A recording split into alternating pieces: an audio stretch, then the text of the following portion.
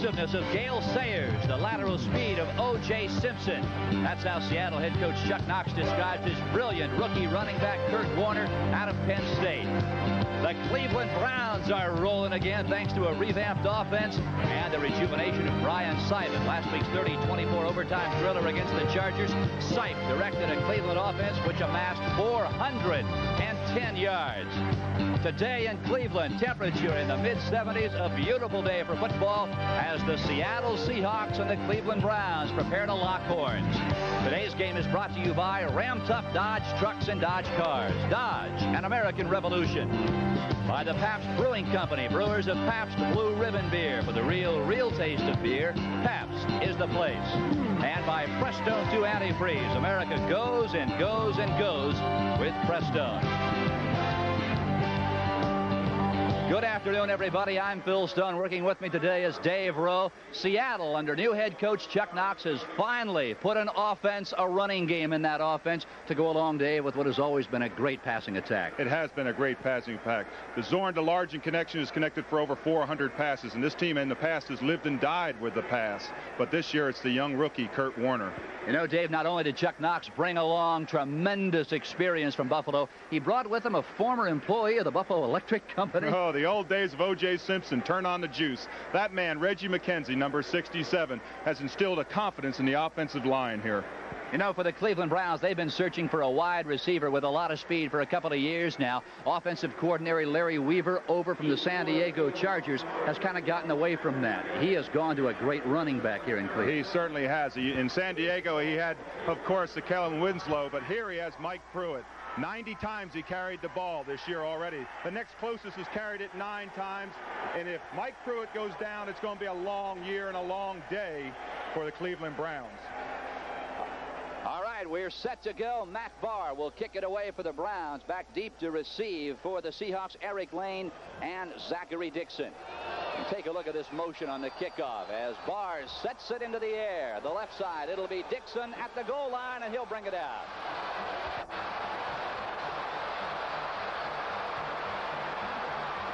Around the corner, out of bounds at the 30-yard line as Dixon simply outran the pursuing Mike Whitwell. Bumped out of bounds finally by Larry Brazil. Here's a look at how the Seahawks will come offensively. Zorn, the quarterback. The running backs, Kurt Warner, great rookie out of Penn State, along with the fullback, David Hughes. The receivers, Harold Jackson, Steve Largent, and the tight end, the age-old sage, Charlie Young.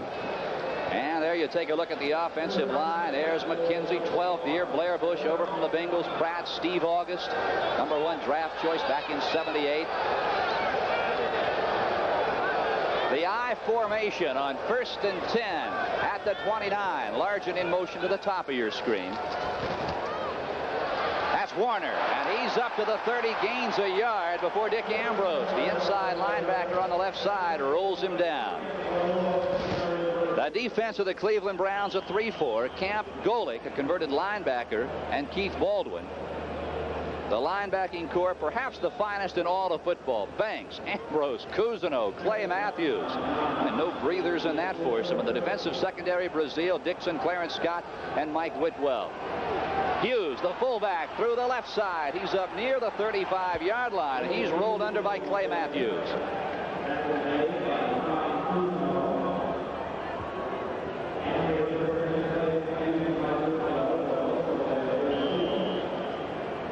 You hear so much about the passing attack of both of these ball clubs. As we documented at the outset of our telecast, certainly Zorn to Largent, Sipe to Ozzie Newsome, Sipe to Dave Logan, but there are two of the finer running backs in the National Football League doing their thing here today.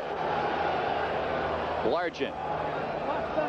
Flags down, they'll call it back. Offside, I believe, against the Seahawks.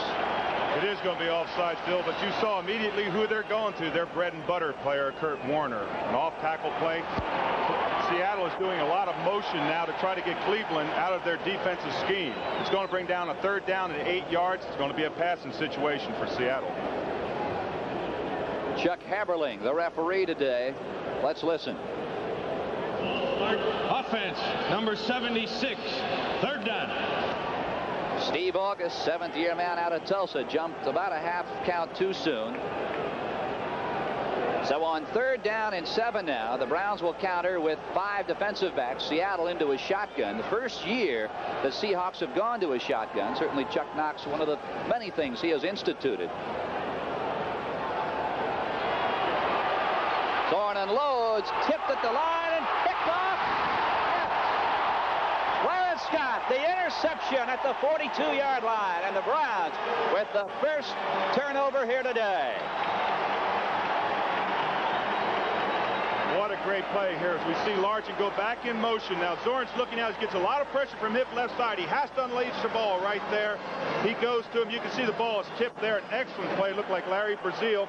And there it is right there. The interception. Great heads-up play by the true tested veteran, Clarence Scott. For Clarence Scott, his second interception of the 1983 season. And here come the Browns. Their first look at the football this afternoon. From the 44-yard line, Sipe in motion, Bobby Jones. And Bryan will put it up. He's got room. Dives to the 38-yard line, a pickup of about 6. Something you don't see Bryan Sipe do a whole lot. No, you didn't.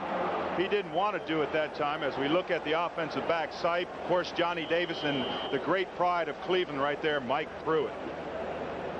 We can pick up the receivers, the Bobby Jones, the unheralded Bobby Jones out of New York, Dave Logan, the speedster, and of course Ozzie Newsome, Mr. Everything here as a receiver.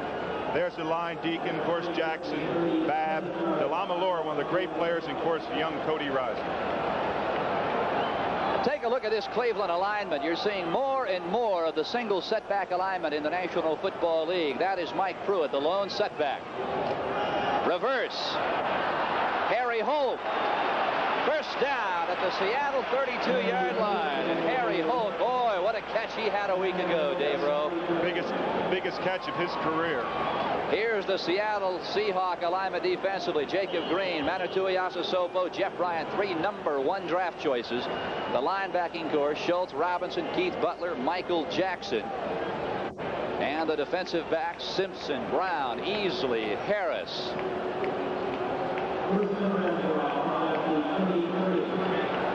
Holt comes out.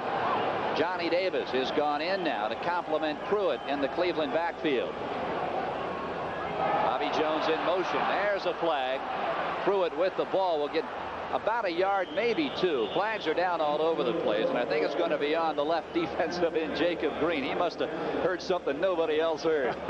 Well, you know what happens when you get down in the line like that, Phil? You're so keyed to go on movement, and the wide receiver came back in motion across the line, and Jacob Green saw that movement and drew him off sides. Did you hear that, Hut? You're keyed to go on motion or to go on the movement of the ball, and he saw that motion of that wide receiver coming back across the line.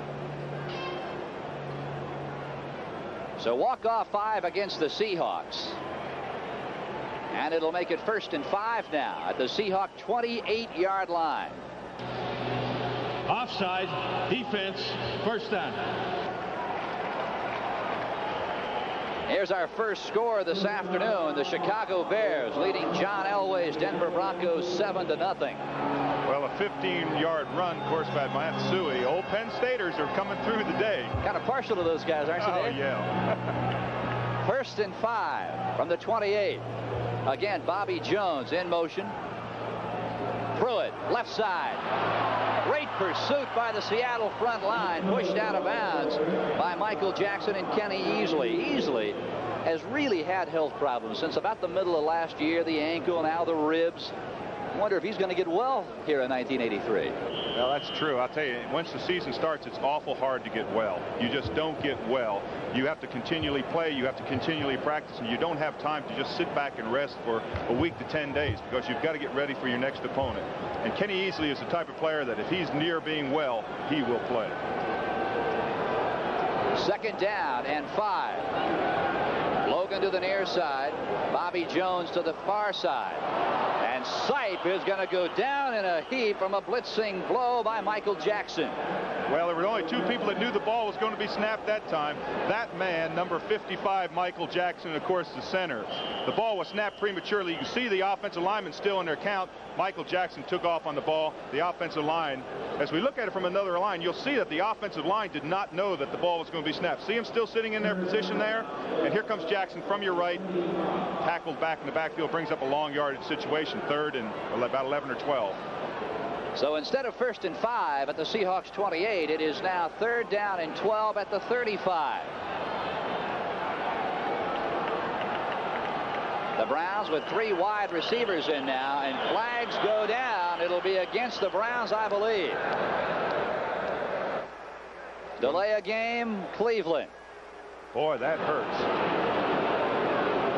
I don't believe there's one call in football that an offensive coach, as such as Sam Bertigliano, hates worse than a delay of game. It's a careless mistake. It costs your team 5 yards, and you can see that they're already out of field goal range, back on the 40-yard line. Game. Offense number 17. 3rd down. Dave, penalties, mistakes plagued the Browns all the way through preseason, and it has continued during the regular season. In fact, the Colts are the only team that has been penalized more than the Browns this year. Dwight Walker, the lone setback for Cleveland on 3rd and a bundle. Sight steps up with time, throws. Logan has it. I believe he has the first down at the Seattle 21-yard line.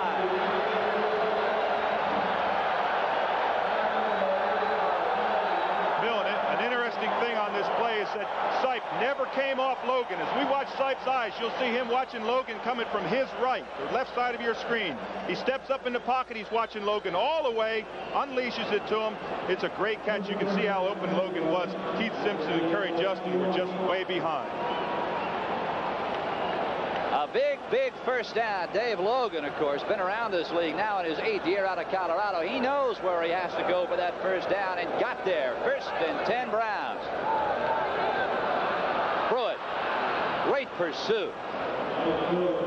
Bruce Schultz, 246, 2nd year out of Longhorn country. The thing that the Seattle Seahawks felt that they have to do is get penetration at the ends. That time Jacob Green got great penetration, didn't allow Pruitt to come back up inside. He had to go wide, and of course was tackled for just a short gain. Dave, there is a statistic that is almost unbelievable.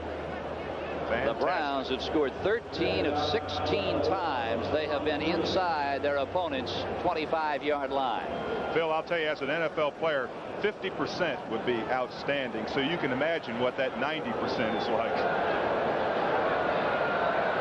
2nd down and 12. The ball on the 23. Sipe, pressure, and he'll go down again. Kenny Easley. The game plan of the Seattle Seahawks, as we were told last night, Dave Rowe, is that they were going to blitz, and blitz some more today. They certainly are. Kenny Easley, 45, coming from the right of your screen. You'll see him come into the picture. Straight run, no one to block him. There he is. Sipe can't do anything. Sipe is not a great mobile quarterback such as Jim Zorn, and he can't get out of that rush. The Seahawks had tremendous success 2 weeks ago against Dan Fouts and the San Diego Chargers with the same type of defense. Cincinnati leading Frank Cush's Baltimore Colts 3-0. Jimmy Breach a 19-yard field goal with 4 minutes to go in the first quarter. And again, the yellow flags fly and the boo birds sing. They should be happy, because did you see number 70 coming through there? Wow, he had a straight shot at him. Darrell Irwin. Boy, he had a shot at Brian Sipe. They're going to be lucky and happy that the flag called, because it would have been a 10 or 12-yard loss. Well, I touched on the defense that the Seahawks employed against Dan Fouts as you take a look at the officials for today's game. Let's listen to Chuck. Delay of the game. Offense number 17. 3rd down. 2nd time Brian Sipe has been called for delay of game, the 3rd penalty against the Browns today. But Seattle 2 weeks ago, Dave, used as many as 7 defensive backs to attack San Diego's passing game. And Dan Fouts, a la Brian Sipe, also not a particularly mobile quarterback. Exactly right. And they could do so many things from that 7-man defensive back. They can blitz as they did with Easley, and you can see him creeping up into it now.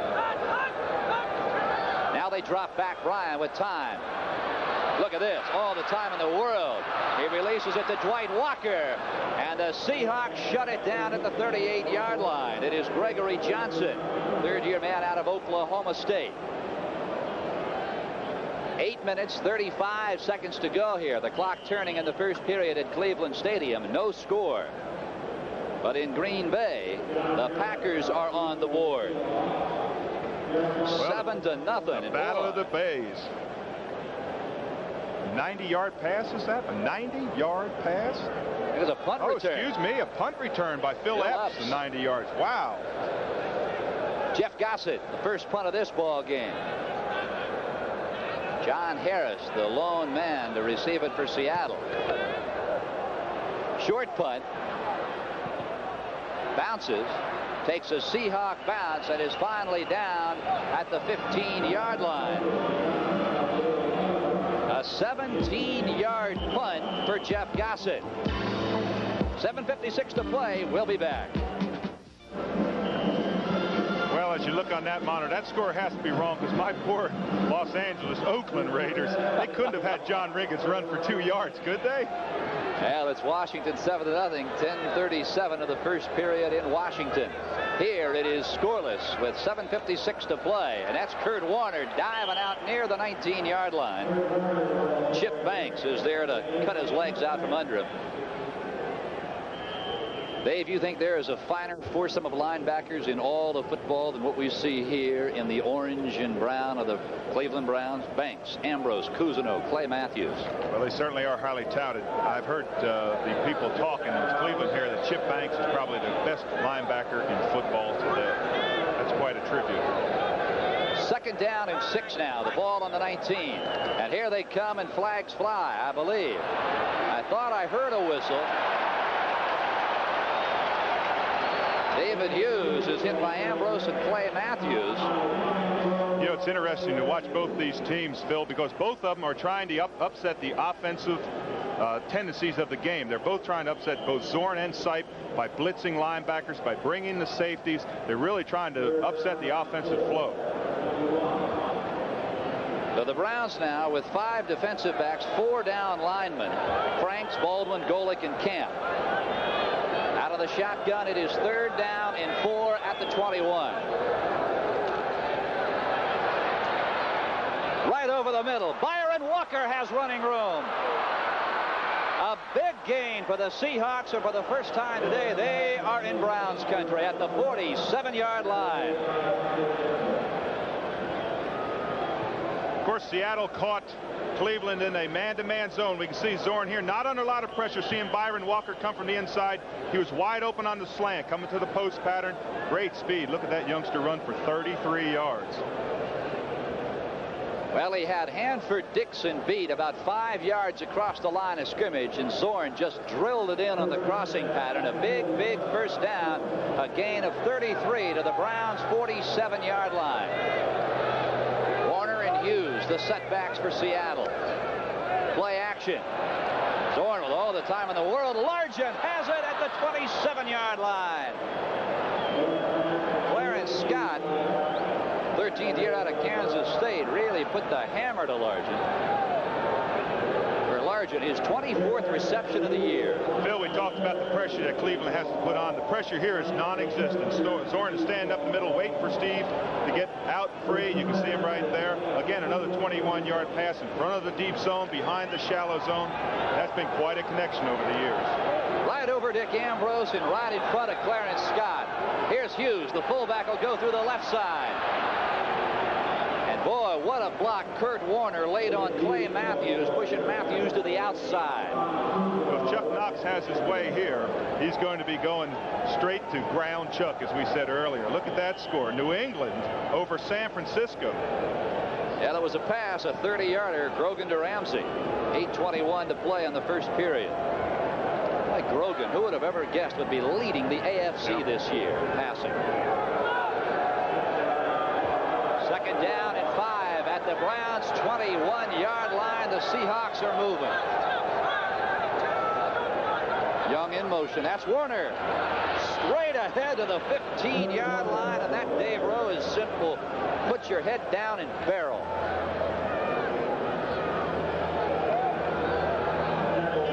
56 is Chip Blanks. We can see him getting turned out. He's not even a factor in the play as we see Warner in the background. What leg strength he has. He looks small. Boy, when you stand up next to him, he's got great leg strength. Now the guy putting the hit on Banks is the tight end, Pete Metzelar, 6'7", 240 pounds. Hughes. Kurt Warner, the running backs Largent to the near side in motion. Hughes to the Browns 6-yard line. Flag is down in the neighborhood where it would normally be called offensive holding, and I think it is. And it might be called on Ronnie Essing. It was an outstanding call, though, by Chuck Knox as we watch him there. He ran a sucker trap inside where you pull the offensive guard and try to influence a defensive tackle out. And evidently, Essing got in there with a little handhold, but it was an outstanding call this deep in their territory.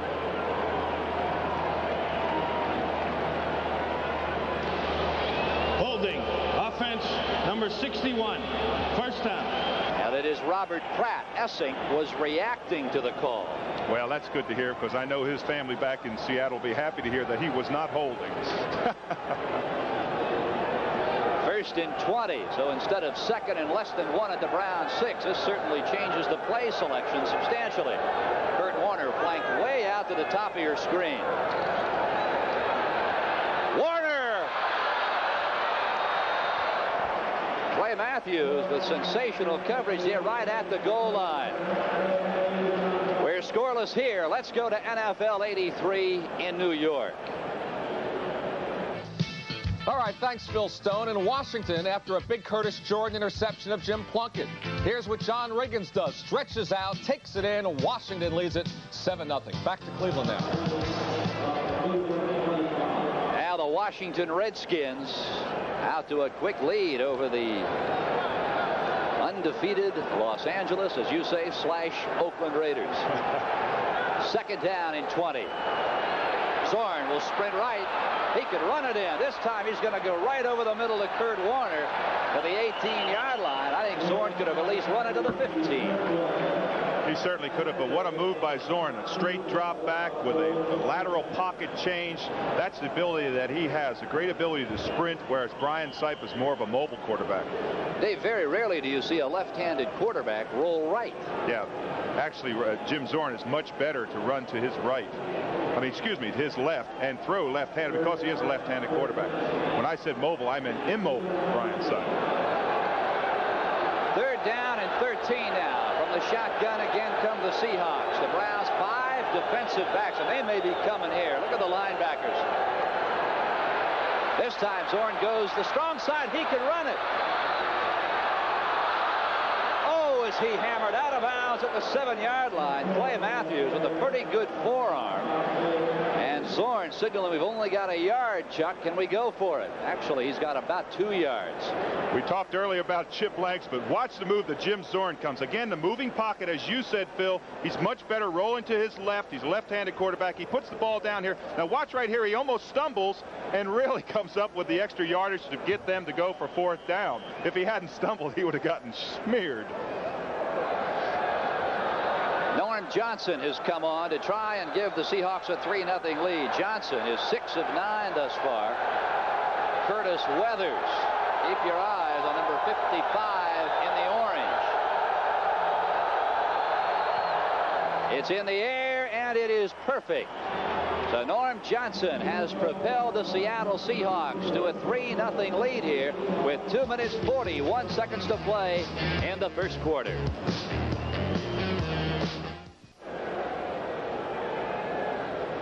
We're set to go. Norm Johnson, who has just given the Seahawks a 3-0 lead, will kick it away. Boyce Green and Dwight Walker back deep to receive for the Browns. And watch the elevation Johnson gets on these kicks. Oh, boy. Green from 3 yards deep. He's coming out. And the first guy that hit him, Michael Jackson, finally stopped on the play by the special teams hitman of the Seahawks, Eric Lane. So the Browns are on their way out of offense. We'll be back at Cleveland Stadium in just a moment. Phil Stone along with Dave Rowe from sunny Cleveland, Ohio on a picture-perfect afternoon for football in the Midwest. It is 1st and 10 Browns at their own 17-yard line. And we were talking about Norm Johnson's tremendous height, Dave, he gets on his kickoffs, and that certainly helps Seattle. Anytime you can tackle it inside the 20-yard line, that's a real feather in the cap of the covering team. He kicks it so high and gets it so deep right to the goal line that they have to bring it out. Pruitt out across the 20-yard line. A year ago, the Seahawks led the National Football League in kickoff coverage, allowing their opponents only 15 yards of return. Take a look here. Minnesota leading Dallas 7-0. Steve Dills a pass to Sammy White for 43 yards on that one. Now Alvin Moore, a 9-yard run, has brought Baltimore back to a 7-3 lead over Cincinnati. And the battle of the Bays, Tampa and Green Bay. Lynn Dickey passed to Jesse Clark for 75 yards. 2nd down and 6 just across the 20-yard line. Play action. Sight for Logan. And I believe he's got it out of bounds at the 37-yard line. And he caught it right in front of Keith Simpson. Well, when Dave Logan is well, boy, he is well. He's coming off an awful lot of injuries this year. He just caught a quick 15-yard out, but he looks like the old Dave Logan. Now the 15 yards, good for a 1st down out. Call it the 37-yard line. You know, Phil, when a wide receiver gets an injury, it's always so much more of an injury than it is to a defensive lineman, because defensive linemen can play hurt. He can play with a slight groin pull.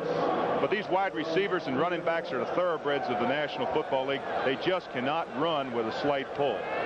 Now Logan, who has caught 2 passes for 34 yards today, has come out. Bobby Jones, Willis Adams, the wide receivers that give right up the gut. And Mike Pruitt dives into the Seahawks secondary. Boy, what acceleration. Mr. Everything. As we watch Mike Pruitt here, think of him as being 235 pounds on a short frame. Great lateral speed. Once he gets through the hole, he's got the speed, 4.5 in the 40-yard dash to really pick up ground. He can cover it in a hurry. Were it not for strong safety Kenny Easley, Pruitt would have been off to the races.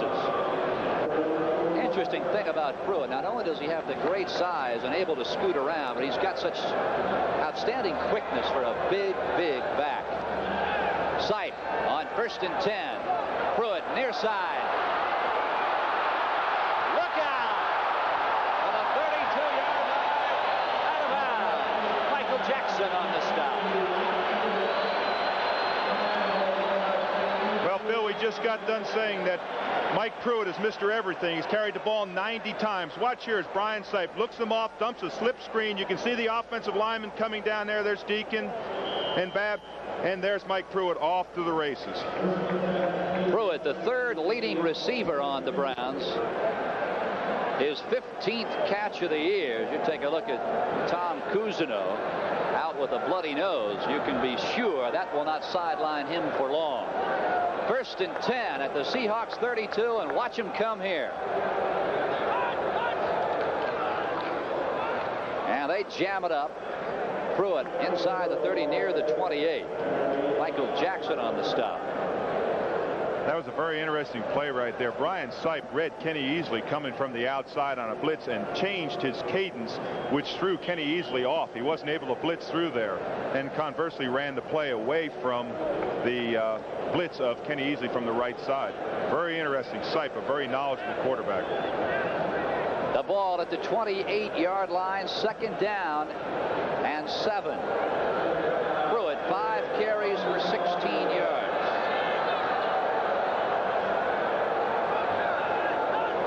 Logan and Jones, the wide receivers, little misdirection there. The give right up the middle didn't fool the Seahawks to the 25. A gain of 3. It'll be 3rd down and 3. Let's go to New York now. NFL 83 for this update.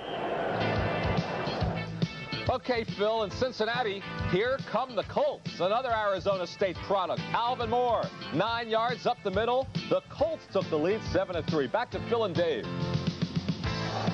And we expect that one to be a good one. Baltimore and the Bengals. We're out of time here at Cleveland Stadium on the banks of Lake Erie, where the favored Seattle Seahawks have a 3-0 lead over the Cleveland Browns.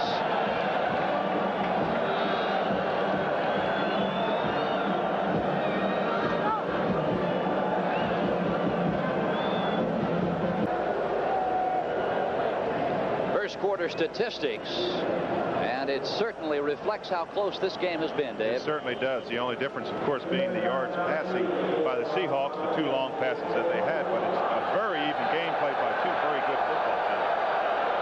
The Browns, 3rd down and 3. The ball at the 25.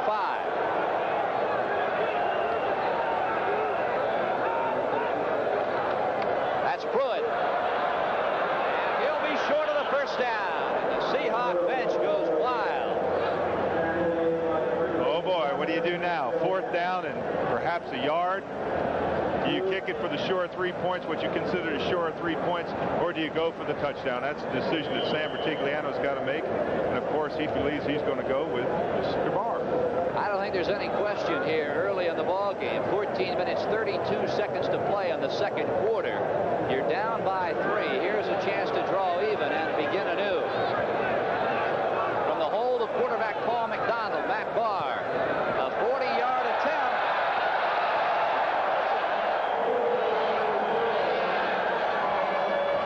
His longest field goal of the year, 40 yards out. The Browns have tied the Seahawks with 14:18 to play. Moments ago in Chicago, Jim McMahon at quarterback for the Bears, back to pass. He finds Willie Gault, the sprinter's 5th touchdown of the year. Chicago leads 14-0. Back to Cleveland. Bill, you're going to see a very interesting kickoff here. It almost looks as if it's onside. Matt Barr, a very accurate kicker to the corner.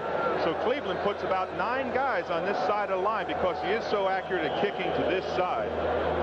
Look at all of them on the right side, near side, the bottom part of your screen. Right down the center of the field. Zachary Dixon at the 1. Oh, what a block.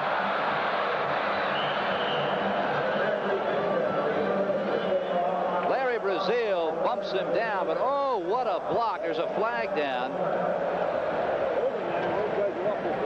Sam Merriman laid a haymaker on Curtis Weathers down around the 18-yard line that allowed Dixon to get to the near side. That sign is holding by the offense. That hurts. What was a great run will put it deep in Seattle's territory.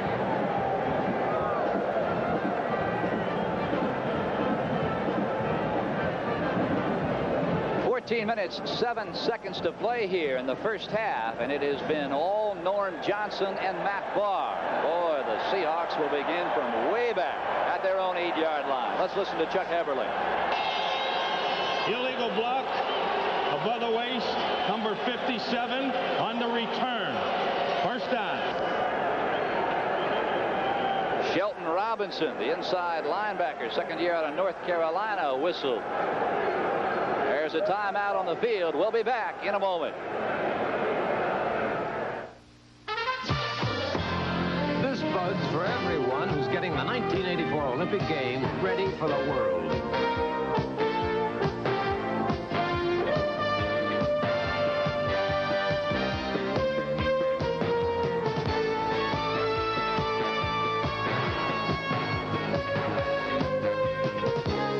Take teamwork, and Budweiser is proud to be part of that team. For all you do. This Bud's for you. Winning is seldom without effort. Beyond all, it demands calculation and strategy. At Merrill Lynch, before a move is taken on your behalf, your account executive analyzes your financial situation, then calls upon the country's most awarded research team in helping you select precisely the right investments to advance you to your financial goal. Talk to a Merrill Lynch account executive and understand why we are Merrill Lynch, a breed apart. Can the Phillies Schmidt produce the big hit? Will Fernando's Heat bring us to the edge of our seats? Will Baltimore's Murray put the Sox in a flurry? Or can the Chicago Bulls smack it with the bases full? A poetry of sorts, only on NBC Sports. Watch Chuck Knox's reaction as he awaited the verdict on who the penalty was against. Any question as to whether it was against Seattle or the Cleveland Browns? That'll give you gray hair. 4 penalties against the Seahawks for a total of 28 yards. The Browns have been penalized twice for 10 yards. From the 8-yard line, 1st and 10. Warner tries to buck inside, gets up near the 10, and he is hammered.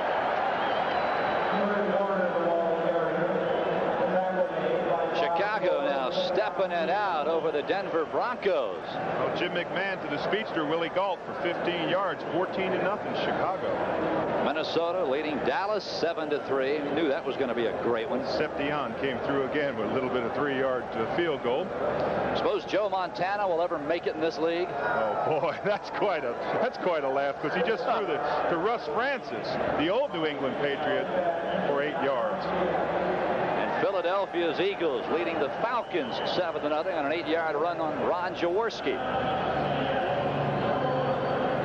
Another timeout on the field. 13 minutes, 20 seconds to play as the Seahawks want to take a break here at their own 10-yard line. 2nd and 8 when we return to Cleveland Stadium.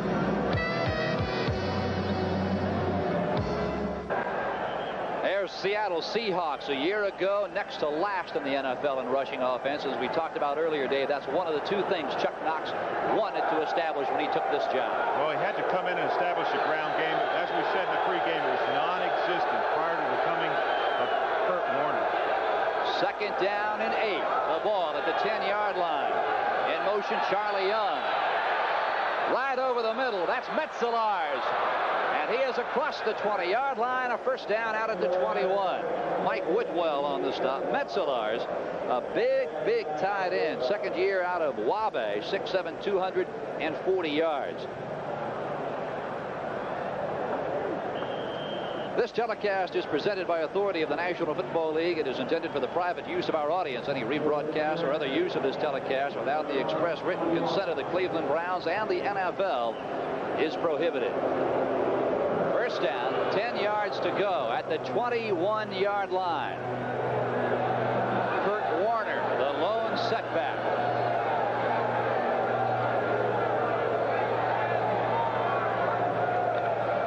And it's Walker. Oh, look at him scoot. Another first down to the 33-yard line. That's the thing that makes Kurt Warner so good. Watch this cut right here. He takes the ball. It's coming over the 5-hole, straight ahead. Cuts back. Now watch this move right here on Ambrose. Gets the seam. He's into the secondary. Picks up 10, 12 yards. He is a threat to go every time. Look what they had to give up for him. Quite an exchange between the Dorsett deal several years ago when they got that in return for him. Warner, 5 carries, 26 yards. Misdirection, Warner, sweep right, he'll turn the corner, and he's out across the 40-yard line near the 44 before being bumped out by Larry Brazil. What can you say about Kurt Warner? I'll tell you, the people up in the Emerald City, the great Northwest, have to be thrilled to death to have number 28 on their ball club. Exactly right, Phil. To tell you the impact that he's had on that team, if he has one more 100-yard game, he will be the all-time leading rusher in 100-yard games already for Seattle. He's only in, what, his 5th game of the season. That tells you how non-existent the running game really has been in Seattle. 2nd down, about a foot. Warner again. He's got the first down.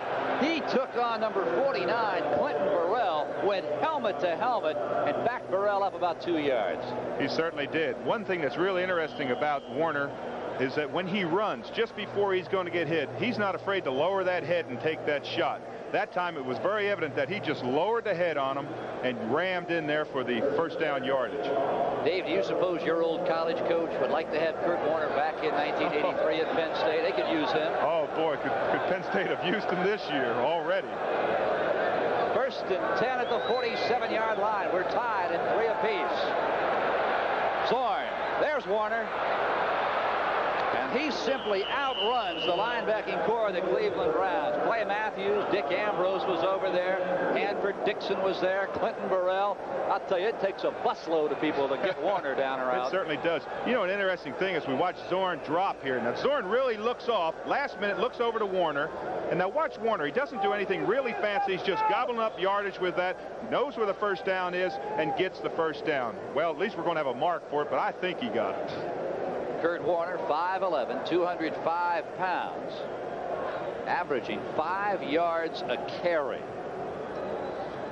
You know, an interesting thing as we watch this measurement, the first time he handled the ball, he ran for 60 yards. That's quite a debut in the NFL. Al Warner, 7 carries, 39 yards, a couple of catches for 16 yards, and he came into this game, Dave Rowe, number 2 on the Seahawks in receiving behind Largent. Coming up next, the San Diego Chargers will try to get on track against the tough defense of Lawrence Taylor and the New York Giants. Stay tuned with us for a full day of football right here on NBC Sports.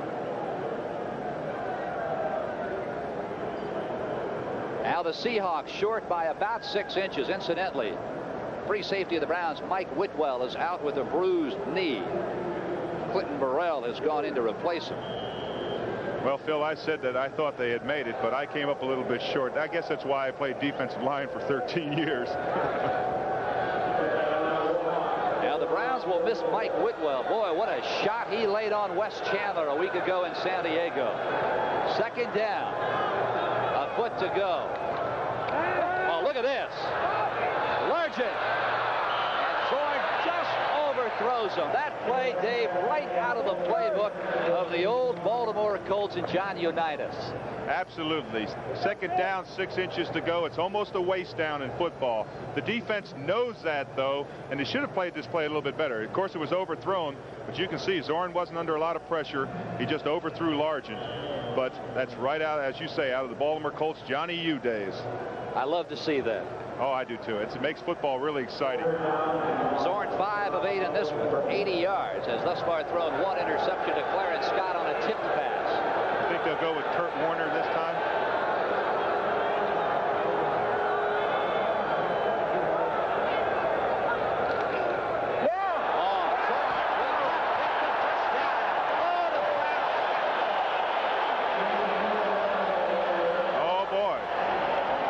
Should have gone with Kurt Warner.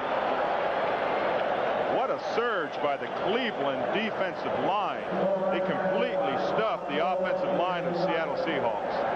The guy who made that play, Dave, was one of the fellas, the unsung heroes of pro football, the nose tackle. Watch number 79, Bob Golick, on the left side of your screen. In this situation, all you try to do is get penetration. You can see Jim Zorn looking. There's just no way to go. There comes a linebacker, Ambrose, in there. Brings up 4th down, a big play. They actually lost yardage on that. Well, they lost a couple of feet. And listen to this crowd react to their defense.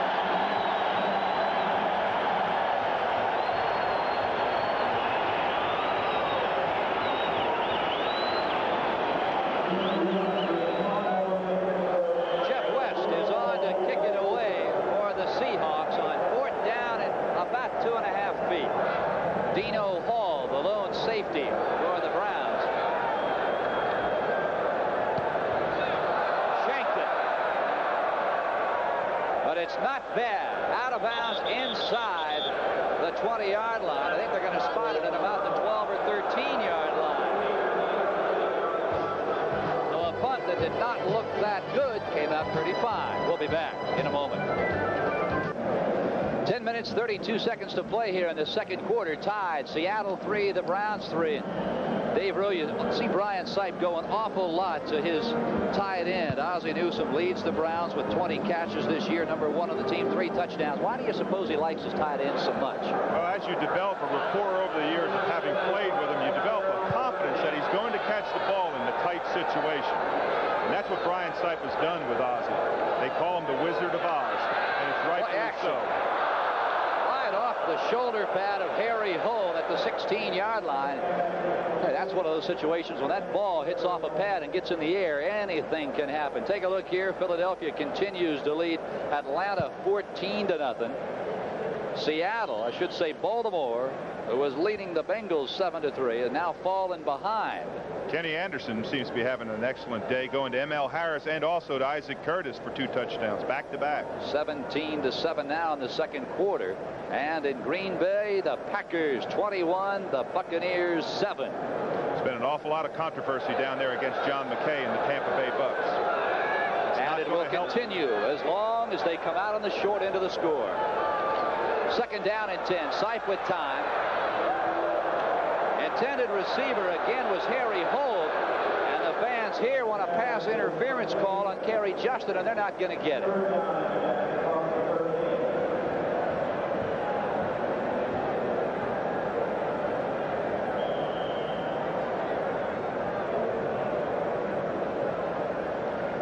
look at the Browns offense, we were talking about how much the Seattle Seahawks under Chuck Knox, Dave, want to try and become more of a well-rounded offense, become more of a 2- or 3-dimensional offense. You look at the Cleveland Browns scoring anyway. 11 touchdowns by Brian Sipe. They have only scored twice running the ball.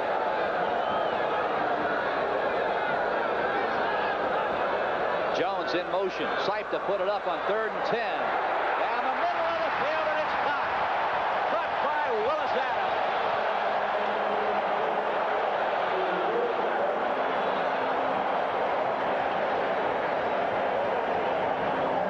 Oh boy, Brian Sipe going back to a bread and butter play. 36-yard completion. It wasn't bad coverage. It was just an outstanding throw to Adams there, and just an outstanding catch.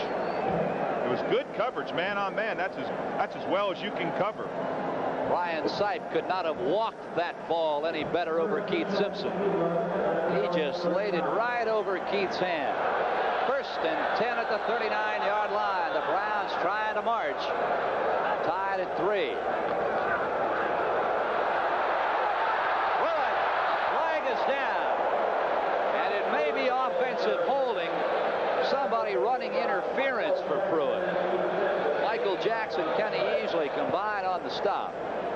It's somebody out there running interference for Pruitt. I think they had their hands. Oh boy, Jacob Green down here. He'll tell you exactly who it was. After the play, Jacob Green was screaming in there that it was a holding call to him. As we watch Pruitt, we really don't see the hold, but it certainly was a holding call, and it's going to take Cleveland back deep in their own territory. I think the thing that's been so interesting is that defenses have played so well here today. They've holding offense number 81. 1st down. They've made the team's drive so far. This drive, Cleveland started inside their 15-yard line. The times that Seattle has driven, they've had to drive from deep in their territory. A game of few mistakes. Now the Browns and the Seahawks each penalized 3 times today. Harry Holt, the guilty party, has just come out of the ball game. Willis Adams, Bobby Jones to the top of your screen. Jones in the slot. Draw play. Pruitt. Oh. At the 31-yard line, Michael Jackson puts his helmet right in Pruitt's midsection and bowls him down. Boy, if there was ever a way that you would want to teach a youngster how to tackle, it certainly was on that play by Michael Jackson. As we look there, the Washington Redskins over my Oakland/LA Raiders 10-0. Chicago 21-0 over Denver already. Now they got there. Suey, a 15-yard run. McMahon to Willie Gault, and a pass interception by Les Frazier of Elway. And Baltimore now creeping back, trails the Bengals 17-14 in the 2nd period. 2nd down and long. Pruitt sweep left out near the 38-yard line, so he gets about 9 of the 10 yards back. It'll be 3rd down and about 10, possibly 11. Justin and Norman on the stop. Phil, you have to have an awful lot of confidence in a running back in 2nd down and 19 yards to let him carry the ball on an end sweep. That's the confidence that not only Cleveland has in Pruitt, but Seattle has in Kurt Warner. 2 outstanding running backs that certainly are going to dominate their respective teams.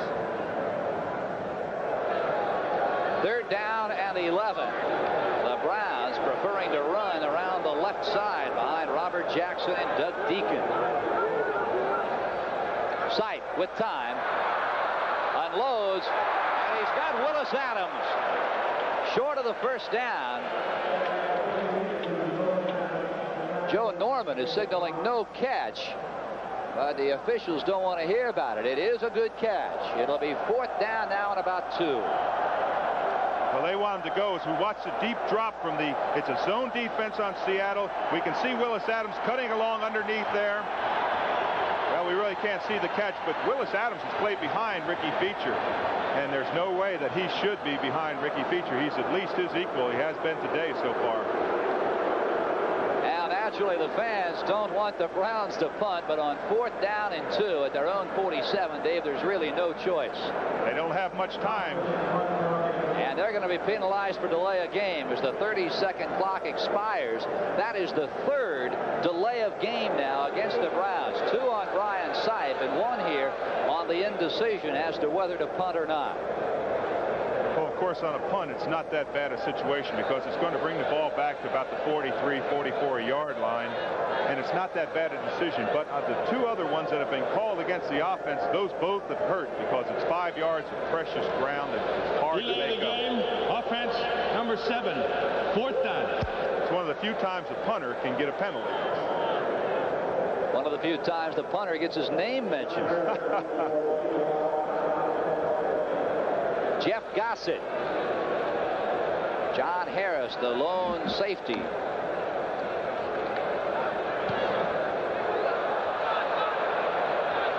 And it'll be out of bounds. A flag sails in at about the 32-yard line. It'll be Seattle's football at the 25. A 32-yard punt, no return. And we'll wait for the flag as the Seattle Seahawks offensive unit comes back onto the football field. 6 minutes, 56 seconds to play. We're deadlocked at 3 apiece here at Cleveland Stadium. Holding against the Seahawks. So instead of having the ball first down at their own 25, they're going to begin, Dave, again from deep in their own end. Well, again, they're going to have to drive from deep in their own territory. The conservative approach. They're going to have to use the Kurt Warner runs, the safe Jim Zorn DeLargent passes. But again, they're driving from, well, as you said, inside the 50, right at the 15-yard line to another long drive. Illegal block above the waist from the back. Number 22, post-possession foul. First down. Now the call is on Dave Brown, 9th year out of Michigan, special teams performer. A timeout on the field, 6:56 to play in the first half, and we're tied. We pause briefly for station identification. This is the NBC television network. This is Channel 5, KING-TV, Seattle. Phil Stone along with Dave Rowe. 6 minutes, 56 seconds to play in the first half here at Cleveland Stadium. And we're tied at 3 apiece. To the near side, Largent at Kurt Warner. Oh, what a twosome that is to cover. And flags go down.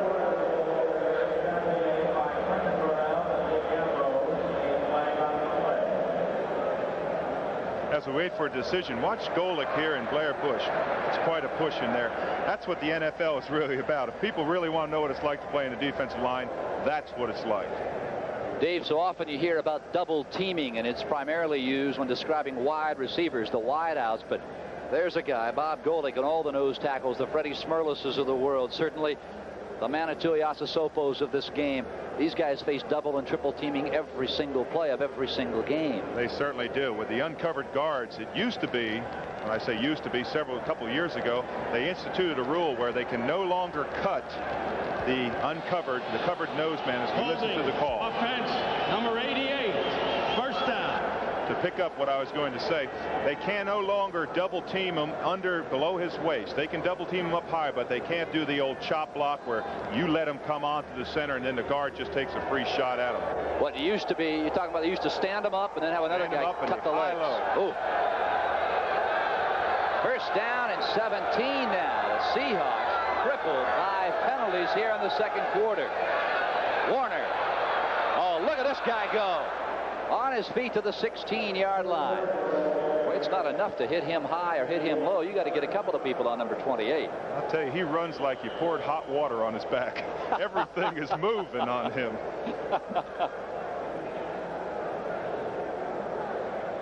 You know, one of the great receivers, Steve Largent, right there, never gets a lot of credit for blocking. But on a run play like this, he has to pick up somebody. You can see that he's taught well by his receiver coach to block downfield. That's a tribute that not many wide receivers get.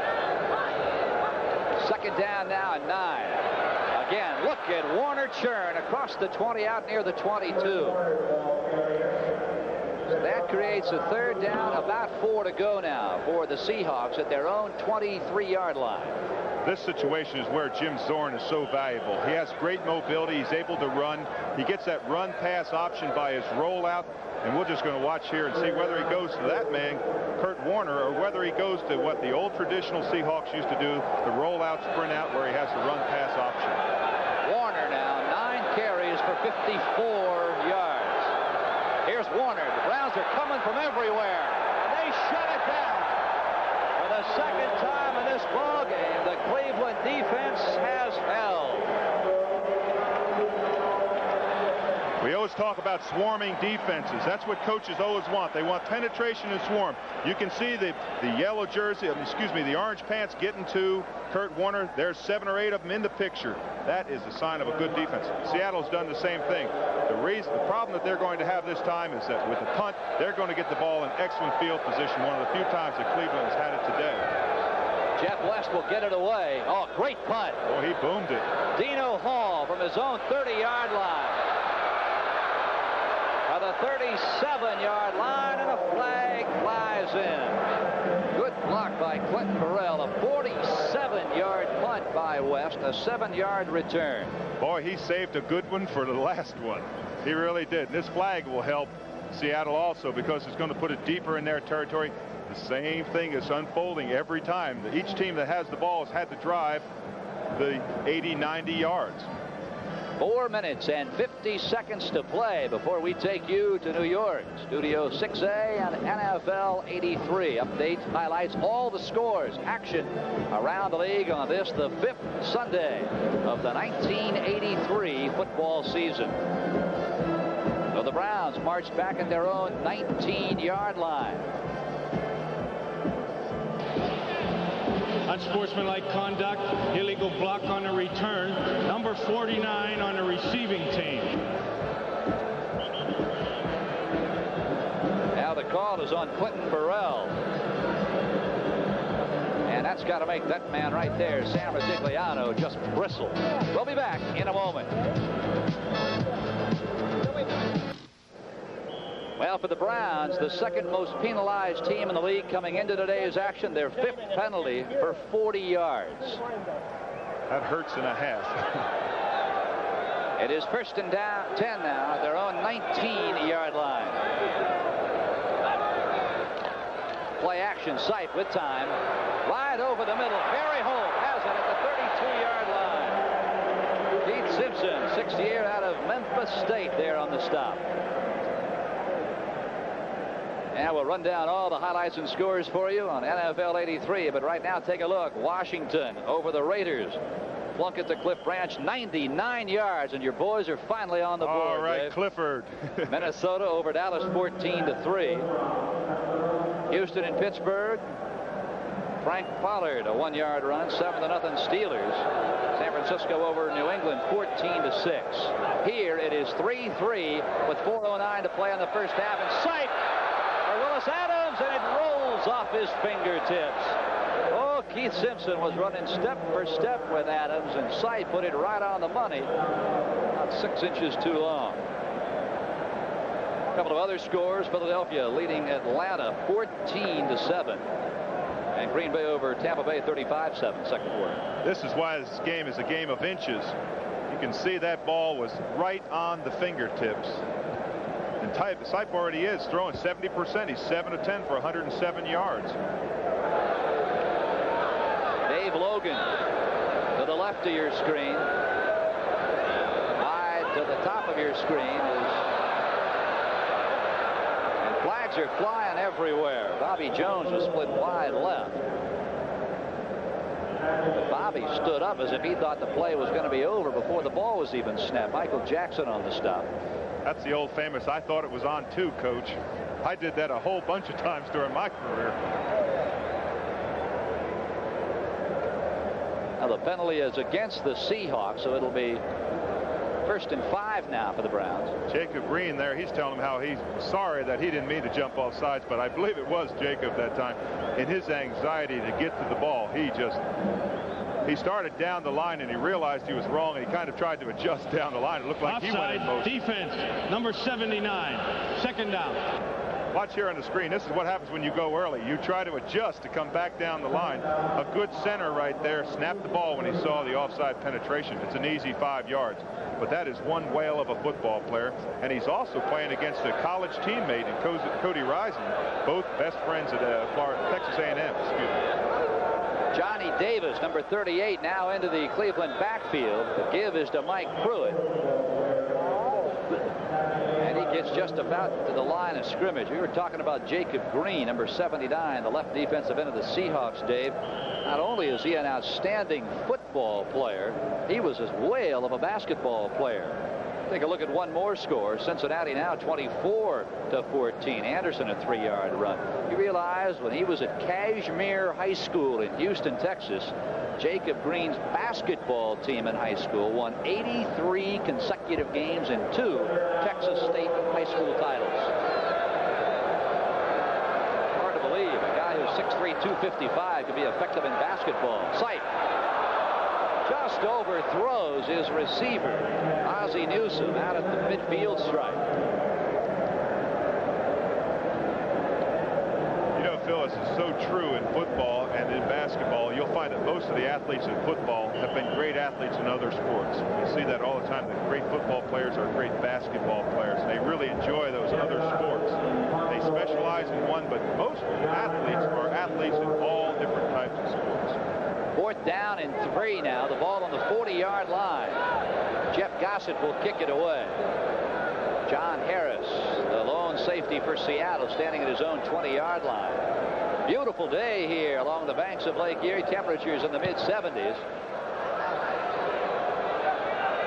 Harris should have a return. Across the 30, near the 35-yard line. So for the first time in the second quarter, Seattle will start with decent field position. Willis Adams rolls them under. 37-yard punt, a 12-yard return for Mr. Harris. Phil, as we watch Seattle come onto the field, we get the feeling that Seattle is just a caged up field. And I've had the feeling the entire first half that they are just ready to explode. They've only scored 3 points. It's a 3-3 game, but they have got the potential to run and pass with anybody. Now, we've certainly documented the presence of Kurt Warner and what it means to this Seattle attack. But they are much more, Dave Rowe, than just a one-dimensional offense here in 1983. Warner starts left, goes right. The Browns sniff it out, and Kurt will not turn the corner this time. And the reason I talk about it being more than a one- or two-dimensional offense is because they work larger. Warner, Dornick at times. Charlie Young, the tight end, has 7 passes.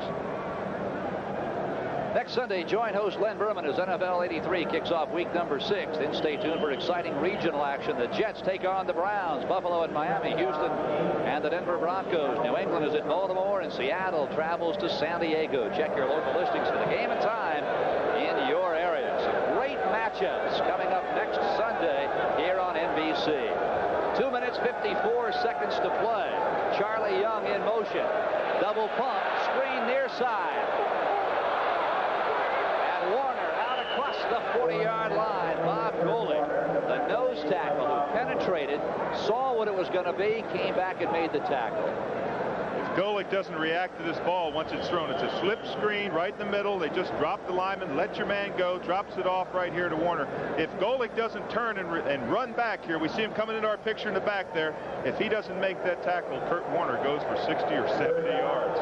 Dave, it almost seems as if the nose tackle can be wrong a whole lot more times than he can be right because he's taught to penetrate.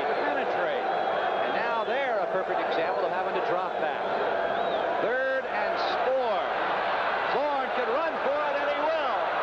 First down for Seattle, and more importantly, it stops the clock with 2:03 to play. And that's important because it gives Seattle an extra down, a 2-minute warning. He'll not have to take a timeout. Well, again, you see the mobility of a Jim Zorn. He's in the pocket. He rolls to his left, which he has the option. You can see him looking downfield to pass or run. He sees the marker, and he just makes it inside the marker. Gets out of bounds and saves himself. That's a great mobility, or a great ability of a Jim Zorn. The mobility back there, the threat to run or pass. Chuck Knox in his 11th year as a head coach in this league. 5 with Buffalo, 5 with the Rams. And now the head man in the Emerald City. Charlie Young goes to the top of your screen. That's Warner. And he is out across the midfield stripe in the Browns country at the 48-yard line. You know how close Reggie Camp, the left defensive end, came to batten that ball away, and I think if he'd have hit it, it might have been ruled a lateral. We're at the 2-minute warning. A minute 55 seconds to play on the first half. We'll be back.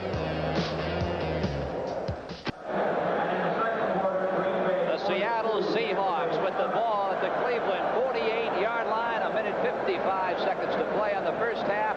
We're tied at 3 apiece. And Dave, this is exactly the kind of game we expected here today. Well, we certainly expected it with 2 fine defenses, and they're 2 teams that are coached by 2 outstanding football coaches. I have the utmost respect for both those coaches. During my career, I would have liked to have played for both of them. They're that type of people. Second down and 4.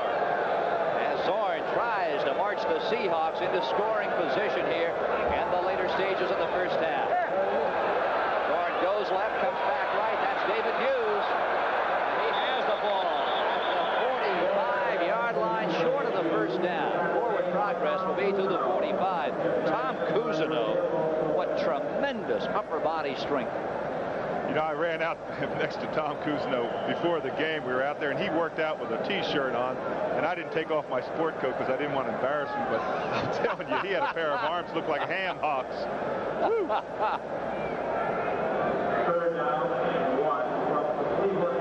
Seattle with 2 timeouts remaining.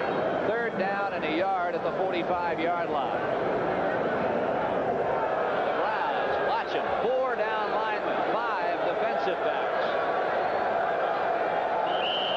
And now Zorn sees something he doesn't like and wants to call a timeout. Dave Rowe, what did it see? He saw 8 defensive people up on the front line. He knew it was a blitz. He knew it was going to come, and he had to call timeout.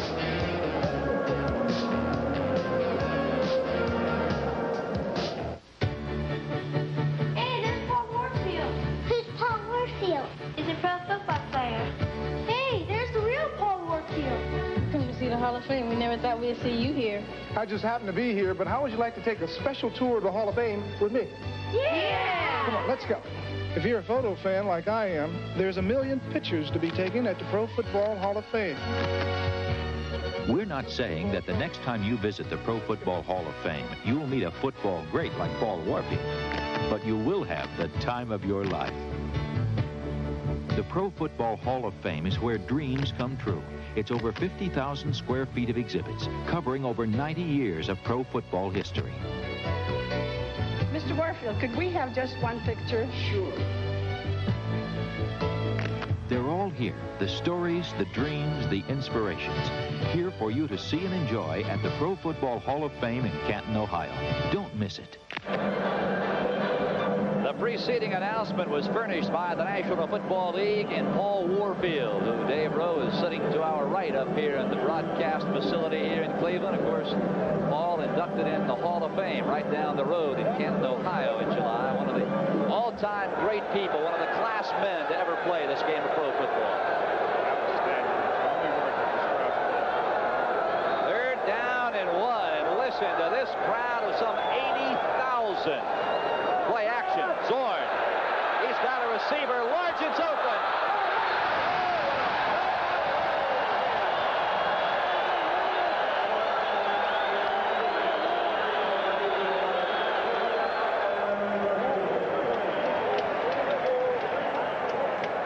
That is just great athletic ability by Larry Brazil, a guy the Baltimore Colts had no use for anymore. Well, they certainly did. This didn't.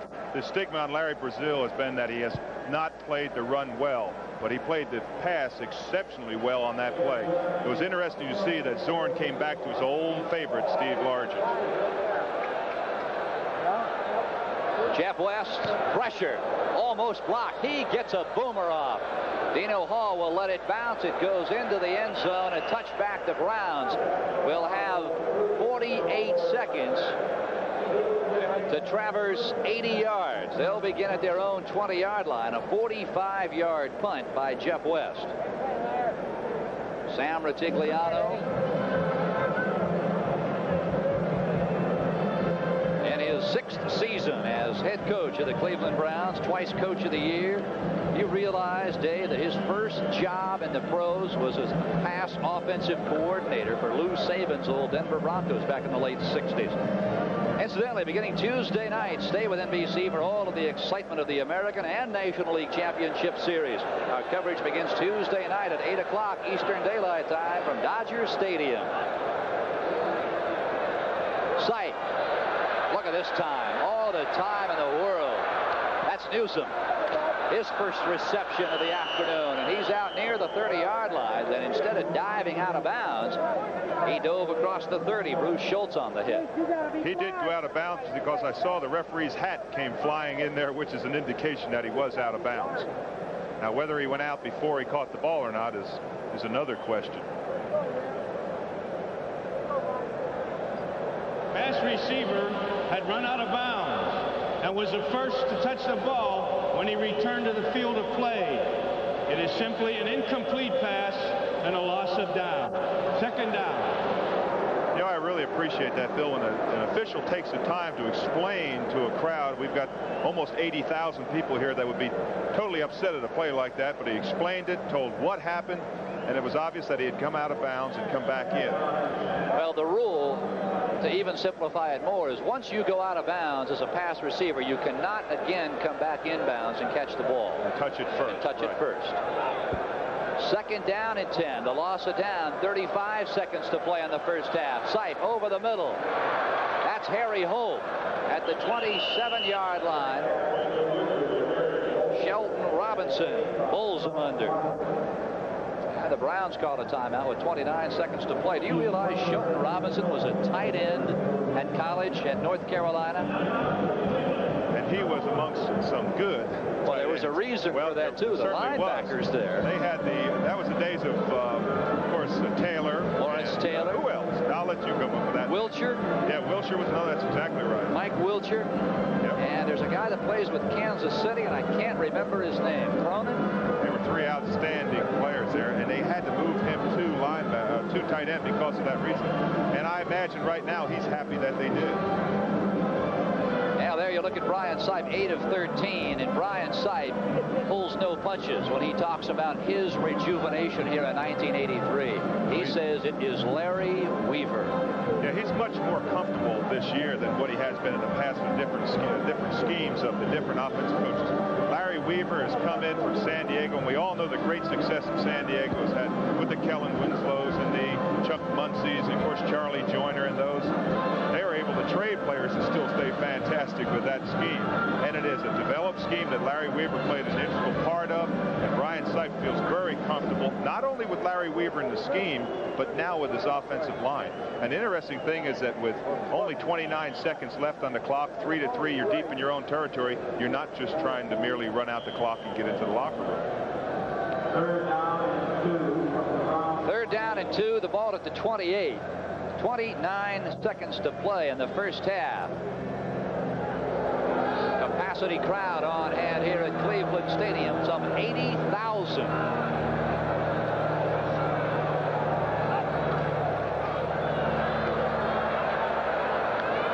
Right over center, that's Dave Logan to the 38-yard line, and again they stop the clock. That play with only 6 ticks of the clock. 23 seconds left. As we said, when Dave Logan is well, he's well. And he's well on this play. You see him just merely cut back in. It's a well-thrown ball. You couldn't have thrown that ball any better. And the coverage was excellent on it. That is just an outstanding pass. It's no fault of Seattle that that pass is completed. Well, it was completed right in front of Keith Butler. Interesting thing about the Seattle defense, Dave, so much is made of their 6 #1 draft choices that play on defense. The entire front three, Green, Manitou Asasopo, and Jeff Bryant. Certainly the guys in the defensive secondary, Simpson, Easley, Dave Brown, that you hardly ever hear about the Seahawks linebackers. Guys like Schultz, Robinson, Butler, Michael Jackson, Eugene Williams. Not a bad bunch of linebackers. No, far from that. But I really believe the reason that you haven't heard about those players is that, first of all, you hear so much Zorn enlarging. Steve and Jimmy Zorn have been fantastic, and they've really been the only offensive threat that Seattle has had. But the #1 draft choices and the defense has not been heralded. Also, these players are all young players. That's one thing that Chuck Knox was really excited about when he went to Seattle, is that these are young players that are going to be with the team. He came in and he's going to build his team around draft choices and young players that are going to give stability there. As they come of age, believe me, they are going to be a very dominant factor in the defensive statistics of the National Football League.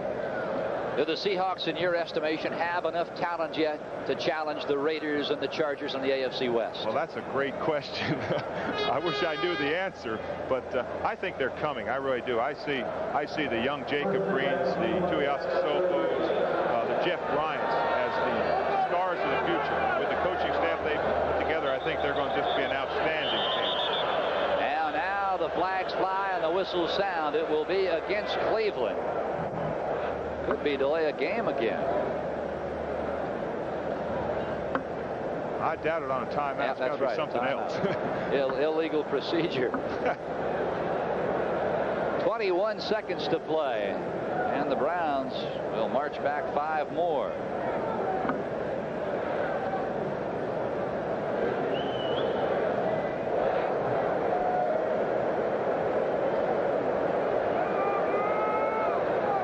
This is a situation when you bring in a lot of extra defensive backs because you know the ball's going to be thrown long, again, with only 21 seconds on the clock. Illegal procedure on the center. First down. Now it's called on Mike Babb, who took over this year for the age-old Tom DeLeon. Now, that's an interesting call right there. How can a center be offsides? You know what he did, Phil? I'll tell you exactly what he did. He wiggled the ball to draw the defense offsides. Referee, line judge that was behind the line, caught it and called the foul or the penalty on him. It's a very interesting call because really a center can't be offsides. Now, Mike Babb had a good quote not long ago when he was talking about taking over for Tom DeLeon. DeLeon had been the man here for 12 years out of Ohio State, and now in comes a second-year man out of Texas and says, hey, I came here to start. It's no fun sitting on the bench, particularly in Cleveland. It gets cold sitting on the bench. Well, it's not cold today, though. First and 15. 23 ticks remaining on the clock. Sight with time. Right over the top. It is Harry Holt at the 45-yard line of Seattle. And again, the Browns call their final timeout. Kenny Easley, Keith Butler on the stop. Well, when Sipe has time, you have to admire the defensive line of Seattle. They've got 5 men blocking on 3. They chose not to send any linebackers. You can see the work there. Easily just comes in. Excuse me. Harry Holt just comes right into a little seam right there and comes up with the ball. And that was just, again, a well-thrown ball. You can see the zone, 3 deep, 4 deep zone defense here. They throw it in the seam. It's behind the linebackers, which are dropping 12 to 15 yards. The deep secondary is dropping about 18 to 20. It's just a seam throw. Excellent pass. Now for Harry Holt, who had the big 48-yard winning touchdown a week ago in overtime against the Chargers. That one good for 22 yards.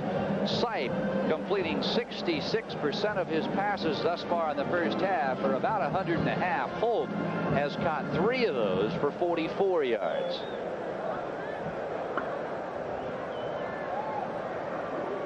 In a situation like this, the defense has 2 philosophies that they can run. They can either rush a linebacker to put pressure on the quarterback, or else they can drop their 8 men deep into their zone defense. The last 2 plays, Seattle has chosen to just work their front 3 men, drop 8 deep. Let's see if they change it this time, because they're absolutely getting no pressure on Brian Sipe.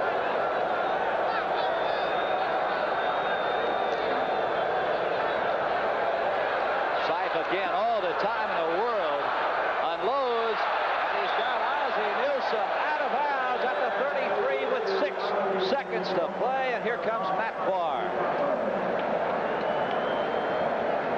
Now, like Zorn, who goes to Largent when he needs the important yardage, Sipe looks no place else but to number 82, Ozzie Newsome. Ozzie, the 4th leading all-time Cleveland receiver. he continues a streak of 55 games in which he's caught a pass. What a war horse. He's in some great company. From 52 yards away, this will fall way short. The time expires. Matt Barr, a 52-yard attempt, not even close. The Seattle Seahawks with the field goal from 25 yards away in the first period. Matt Barr with 14:18 left in the second quarter converted from 40 yards away, and that is where we stand. It is halftime at Cleveland Stadium. It's Seattle 3, the Cleveland Browns 3. Welcome back to NFL 83, Len Berman in New York. What else? Let's go right to the scoreboard. Lots of big happenings all around the National Football League today. In our nation's capital, the Redskins leading the undefeated LA Raiders 17-7 in the second quarter. Look at this play. A first down from their own one. Play action fake. Plunkett looks like Bart Starr used to do it. 99 yards to Cliff Branch. But it's not enough. That's all they have thus far. The Washington defense has tormented the Raiders at 17-7 in the second quarter. Elsewhere, the hapless Denver offense. Chicago leads them 24-0. Dallas may lose their first. It's 24-10 now. The Vikings on top. Hey, Houston may actually win a game. They now lead Pittsburgh 10-7 in the third quarter. The game you're watching at halftime, not much offense. 3-3 the score there. San Francisco leading New England. The Patriots looking for their third straight upset. Philadelphia over Atlanta, 21-7. Good day thus far for Ron Jaworski there. Cincinnati over Baltimore. The Bengals offense has finally come alive. They lead the Colts 24-14 at halftime. And the score of the day in Green Bay. After doing nothing against the Giants last Monday night, they now lead Tampa Bay 49-7 at halftime. That is an NFL record, the most points ever scored in a half. And Frank Howard has just been fired as manager of the New York Mets. The Mets have yet to name his successor. So you have all the scores. We have them right now at halftime. Let's send you back to Cleveland Stadium. Welcome back to Cleveland. We are tied here. It is halftime. The Seattle Seahawks 3, the Cleveland Browns 3. Dave, we heard coming into this ball game that both the Browns and the Seahawks wanted to run the ball, but I think both defenses kind of knew it was coming. They certainly did. There's no surprises in this game. It's just a hard-fought game, Phil. As far as Jimmy Zorn and Brian Sipe are concerned, they're hitting their receivers, but the defenses are doing a great job of clogging the passing lanes. Well, there haven't been any major mistakes. There's been some penalties, but there have been no major mistakes where a team has got the advantage of the ball, say, inside the other team's 50-yard line. So consequently, they've had to drive a long way. If you're Chuck Knox, what are you telling your offensive unit for the second half of this ball game? Well, as I said during the telecast, I feel as if Seattle is a caged-up team that's ready to explode. The same thing can be said of Cleveland. They are a very explosive offensive team. I'd say just go back and do the things that we're doing. We're playing well. Our defense has kept us in the ball game. Just continue to do the things right. And certainly for the Cleveland Browns, they know what it's about to win, and they have experienced winning certainly here in 1983. After that opening day loss, they've come back to win 3 in a row, trying to make it 4 in a row. You had a chance to talk with the new Seattle skipper before this game, Chuck Knox, and I thought he had some other interesting things to say. Oh, he certainly did. I had a good chance to talk with him. He's a very, very likable coach. I really enjoyed sharing a few moments on the field with him about his great Seattle team. Let's take a listen to what he had to say. Coach, they say there's an attitude change in Seattle. It started with Mike McCormick, now general manager, and it goes on with Chuck Knox. What have you done to change the attitude of the Seattle Seahawks? Well, we just try to be positive about everything we do. We try to have reasons on the football field. The things that we're concerned about primarily are the disciplines on the football field. And the players have had a great attitude. They've worked as hard as any football team that I've ever had. Well, you're kind of making football fun again, aren't you? Well, we try to have some fun, and certainly, you know, it's a tough job. You're under a lot of pressure for 6 months. You're going 7 days a week. You're putting a lot of hours in, so you got to have a little bit of fun. But the greatest fun in football is winning, and that's something that we're trying to do. Great. You've gone on and you've coached some great football players, and you've played against great football players, the O.J. Simpsons, the Jim Browns, the Gale Sayers. How would you compare Kurt Warner to those type of people? Well, those players have all done it. Certainly Kurt Warner has the potential to be as good as some of those players if he's surrounded with the right supporting cast, if he can develop the offensive line to the place where they can give him some daylight. But he's got all of the tools that you have to be a great running back in the National Football League. He's got great lateral cutting ability. He can get in and out of the holes. He's explosive. He's strong. He's a good pass receiver coming out of the backfield. He's a good blocker. We don't ask him to do too much of that, but when we do ask him to do it, he goes and puts his nose in there. Thank you very much, Coach. Thank you. Interesting to hear Chuck Knox compare Kurt Warner to some of the greats, some of the legends in this game of football. We'll be right back after these messages and a word from your local station with more NFL 83. Johnny said, "You're pretty good, old son. But sit down in that chair and tell me, show you how it's done." Are back on the field here at Cleveland Stadium, where we're tied. Seattle 3, the Browns 3. Coming into this ball game, the Browns average almost 25 points a game. The Seattle Seahawks with a 20 points per game average. And Dave Rowe, take a look at how close this ball game is, not only on the scoreboard, but in the statistics. These statistics really tell the game. You can see the total yards, 179 to 182. Very little difference in the total yards. But look at the time of possession. Both teams have had the ball within 12 seconds of each other. That just shows that it's an even game. As the score indicates, a 3-3. It's been an outstanding game. I don't think you could have asked for a better 3-3 game at halftime. Now, both teams have gone up and down the field. The one problem is both ball clubs, the Browns and the Seahawks, have taken the ball in decent field position and have been penalized back deep in their own territory. That'll kill you. That's been the story. Both teams have had the drive, as we've indicated several times. They've each had to drive the 70 or 80 yards. There's only been one turnover, and it wasn't a critical turnover. By a critical turnover, I mean it didn't happen within the other team's territory, say the 50-yard line, inside the 50-yard line, given to your opposing team. So they both played very clean, very hard-fought football, and it's been an outstanding game. Dave, we mentioned during NFL 83, certainly Brian Sipe has been under a lot of pressure this week. Newspaper headlines here, the USFL's New Jersey Generals are after him. He is in the final year of his contract. So is his backup, Paul McDonald. What kind of pressure does that place on a quarterback? There is an awful lot of pressure, but the one thing that'll relieve pressure faster than anything is the way that your teammates react. And we know the story that happened this week with the writing of the Generals on Brian Sipe's helmet. That will relieve the pressure so fast. Plus, I think Brian Sipe really wants to play for Sam Rutigliano. He has a great amount of respect. He has Larry Weaver, as we've indicated. He's got a new offensive philosophy. He feels very comfortable with it, and he wants to be here in Cleveland. We're set to go. Norm Johnson will kick it away for the Seahawks. Dwight Walker, number 42, and Boyce Green, number 30. Back at the goal line. And it'll be the pride and joy of Carson Newman College, Boyce Green, at the 17-yard line, and he is down there by Bruce Schultz, second year out of Texas. Boyce Green, member of the Fighting Eagles. Carson Newman. Whoa, look out. We've got an injured man down on the field down there, Phil. Can't really make out who it is, but it is a Cleveland player. I can tell that because he has an orange helmet and orange pants. Yeah, we'll put the glasses on him. It is still very, very difficult to tell who it is. It is Scott Nicholas, number 58, Scott Nicholas. Oh, well, the medical staff looks after him. We'll be back. Today's game is brought to you by Chevrolet, official U.S. car and trucks of the 14th Olympic Winter Games. Chevrolet and you taking charge. By Arby's, home of deli specialty sandwiches, including Arby's Sub and Roast Beef Deluxe. And by Michelob Light, an exceptional light beer with a rich, smooth taste. Bill Stone and Dave Rowe just underway. 14:52 remaining in the third period, and we are tied at 3. Johnny Davis, Mike Pruitt, the setbacks, and the I formation for the Browns. Bobby Jones in motion. That's Pruitt.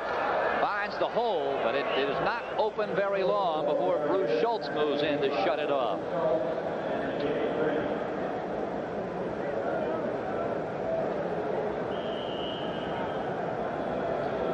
Now you take a look at Mr. Schultz. Oh, last year's finale against the Broncos, Dave, he had a dozen tackles, forced a fumble, recovered a fumble, deflected a couple of passes. Mr. Everything out there. That's a day's work. You know, so different about him is that he's 6'6". Two tight ends now for the Browns. His sight goes back. Picked off. Look out, Robinson to the 11-yard line. Doug Deacon finally brings him down. Deacon, 12th year out of Illinois. And the Seahawks with a big break here in the opening seconds of the third period. Well, as we watch Sipe drop back here, we know that Sheldon Robinson, we talked about him, number 57, a former tight end. You can see his reaction to the ball. He catches it like a tight end, and he certainly knows what to do with it when he catches it. This is the first critical mistake that either team has made. Seattle's got excellent field position around the 11-yard line. Let's see what Jimmy Zorn can do with it. Now the Seahawks are tough to stop when they get deep in your territory. The I formation. Kurt Warner down inside the 5. Clarence Scott, the free safety, playing for the injured Mike Whitwell on the tackle. There's an interesting player right there. In past times, the Seattle Seahawks, of course, would have used the arm of Jim Zorn and his running ability, but they have a running threat. We talked about it, ground chuck, if we can pun a term, but they certainly feel confident with Warner back there. Again out of the eye. Hughes the up back. Warner will go right in behind Hughes. He dives in, and I think he's going to be down about a yard short, maybe inside the 1. Zorn indicating about 2 feet to go. It'll be. This is an interesting run as we watch from ground level here. No one really looked as if they hit Warner. He looked as if he just stumbled. He should have been able to use this impetus to get into the end zone, but the referee evidently saw it, that he was tripped up, called it down on the 1-foot line. Looks like it's trouble for the Cleveland Browns right now. Now the Seahawks with a first down and 4 tries to punch it in from the 1-foot line.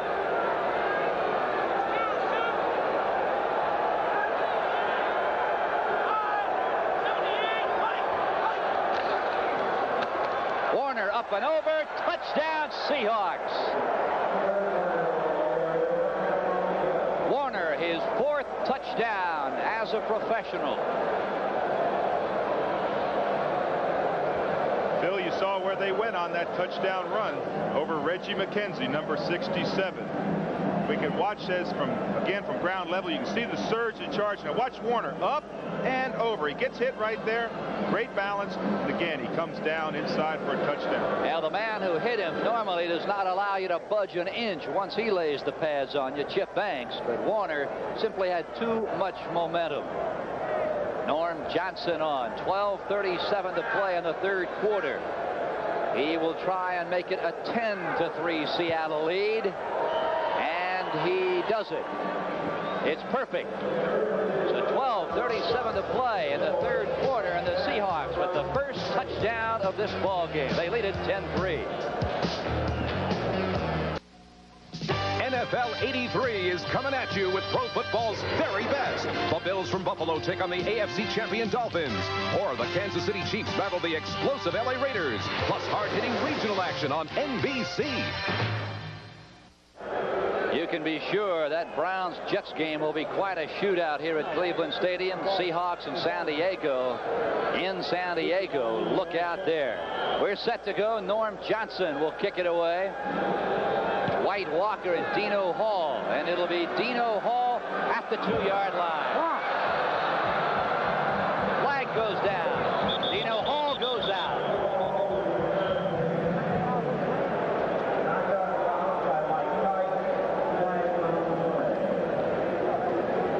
Phil, we talked about the attitude change of the Seattle Seahawks. I think it is so evident on their coverage teams. They have, every time Cleveland has caught the ball on a run back, they have not made it out to the 20-yard line. Any team should be able to make it out to the 20-yard line. That's where they give you if you don't run it out. But Seattle, has continually kept Cleveland back in the hole with their outstanding special teams. the Browns now will start from their own 8-yard line. Let's listen to Chuck Haberling. Illegal block on the return. Number 80 on the receiver. First down. It's on Willis Adams. Keep your eyes on number 35, Don Dufek. He is the headhunter on this ball club. Boy, he looks like it. Look at him run. He's just flying straight out just as hard as he can. There he is, right into play, uses his body. Look at that. You can't ask for anything more than that from a player. Sight, screen pass, that's Pruitt. He's across the 10 out near the 12-yard line. Michael Jackson on the tackle. Now the Seahawks leading the Browns 10-3. Of course, Cleveland a week ago with that very, very emotional overtime win over the Chargers. You know, Dave, you look back at this season, Seattle beat San Diego and then lost to the Redskins. The Jets beat the Chargers in San Diego and then lost to the New England Patriots. Must be much more difficult to keep that peak than people think. It's been a topsy-turvy season. A lot of games, as you indicated, have been decided by 7 points or less. Through the left side, it's Pruitt again.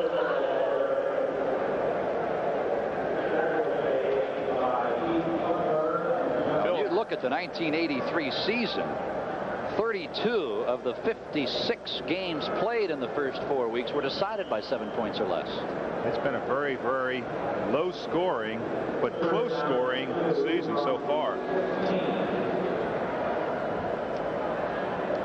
Phil, I had an interesting note that I wrote down on Don Dufek, that he was drafted, one of the few NFL players I've ever heard of that was drafted by a hockey team. I can't imagine that, but he must be quite a player. Third and short, Sipe to put it up. That's Newsom. First down at the 25-yard line. Bruce Schultz lassoed. Now we talked about what a great game he had in the season finale a year ago against the Broncos. This guy, outstanding. Big linebacker. Yes, he is. He's got great mobility there. You can see what it's like to play linebacker trying to guard an Ozzie Newsome. Ozzie Newsome really epitomizes what you think a tight end today should be. He's the Kellen Winslow, those type of tight ends that can get downfield 18 to 20 yards and catch that pass. They're no longer a big tight end as a blocking tight end. They're more of a receiver, a wide receiver. First and 10. Sipe. Willis Adams is wide open. And he's down at the Seattle 49-yard line. The ball popped loose, but the catch will stand. Oh, boy. Seattle should argue over this one. This is going to be questionable as to whether he caught the ball and hit the ground before he fumbled. I thought, in my initial view, that the ball came loose. As we watch Sipe, you can see Adams coming from the left part of your screen. Now, see when the ball comes out.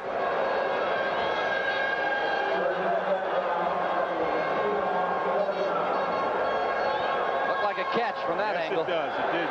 That's what's so great about our cameras. And those NFL referees are right on top of it. You can't go against them.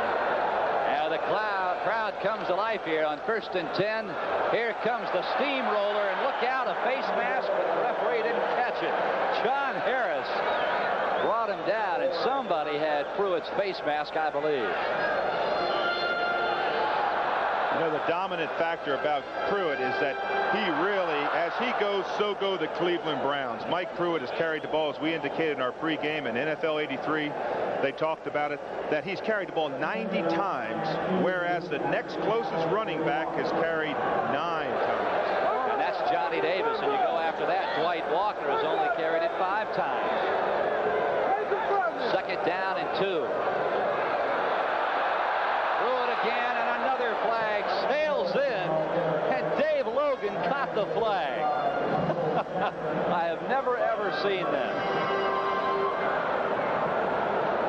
This goes against the Cleveland Browns. That man, Sam Rutigliano, is going to be upset. The field judge, Charlie Musser, who stands behind the defensive secondary, threw the flag in, and Logan, running a pattern, stuck his arm up, and it wedged right in his elbow. And it'll be against the Browns.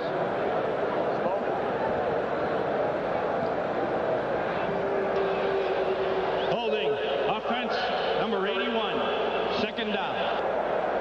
Phil, there are 2 things that caused penalties on a team, on an offense or defensive teams. Those two things are, number one, aggression, which you do not want to subside. You want that aggression. But the second thing is carelessness. The great coach I had, John Madden, used to always tell us, if you can read his numbers, you can read his name, don't block him.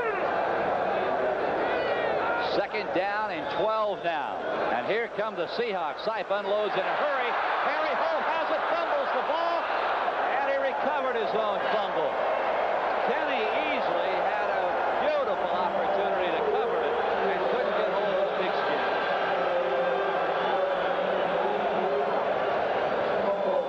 Easley had to cover Harry Holt coming from the left part of your screen. Had to cover him man on man. It was a blitz situation. Watch the move that Easley right there rips up, knocks the ball out. You'll see it come out. There's the ball down on the ground. Holt comes back up and just barely gets it. Could have been a big play for Seattle. First and 10 at the 36. Holt has now caught 4 passes for 60 yards. Bobby Jones in motion to the top. Here's Pruitt dancing, squirming through the left side. Oh, they like to try that left side, don't they, Dave Rowe? Robert Jackson, Doug Deacon. That's been a war horse over there, Doug Deacon. 12 years he's played.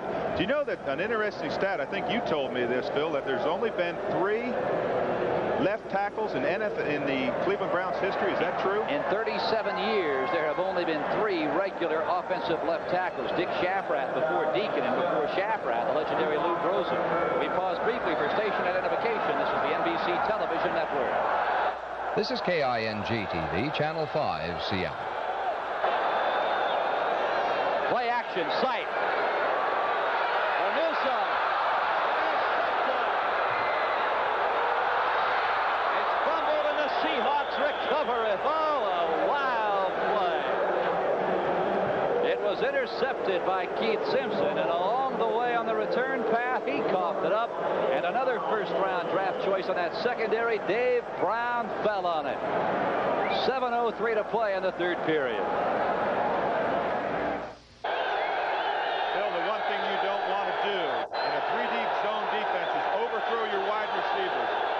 Sight goes to Newsom. You can see Keith Simpson in the background in a 3-deep zone defense intercept the football.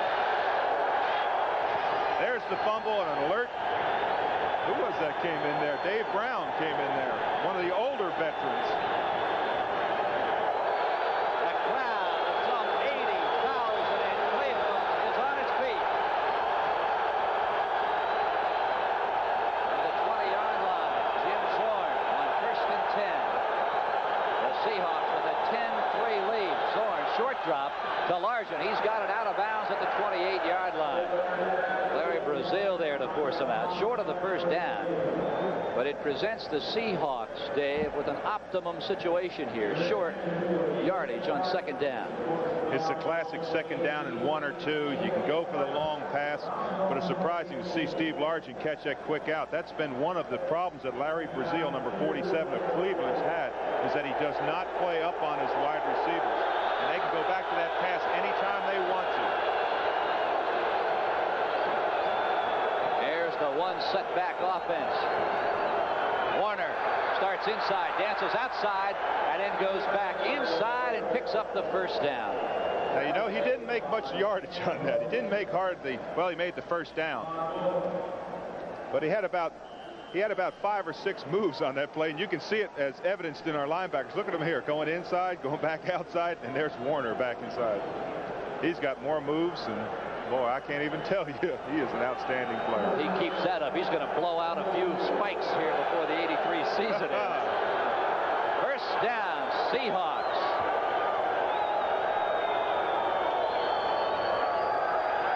Zorn to Taylor. First down out of the midfield stripe. Check that. Charlie Young, 6'4", 11th year out of Trojan country. Clarence Scott on the tackle. Bill, that's one of the leaders that they brought in here, that Chuck Knox brought in here, Charlie Young, an 11-year veteran. Chuck Knox knew that he had to have some stability in his veterans. He had to bring in some players to give stability to not only his offensive line with Reggie McKenzie, but to his wide receivers. With the resurgence of a young Kurt Warner, he brought in Charlie Young for that stability and that factor. And Charlie's going to give him 2 or 3 really good years. Also, Harold Jackson was another person that he brought in. There's the fullback. Hughes through the right side on his feet to the Cleveland 45-yard line. Tom Cousineau slipping out to the left side to bring him down. You talk about Warner's worth as a ball runner and receiver. Take a look here. He's not only a runner, he's a blocker. That's a good block right there. That's how I used to block when I ran at Penn State. And look who he's going against. Chip Banks. No slouch in the NFL. 2nd down and 5. 5 minutes, 3 seconds to play in the 3rd quarter. It is 10-3 Seattle.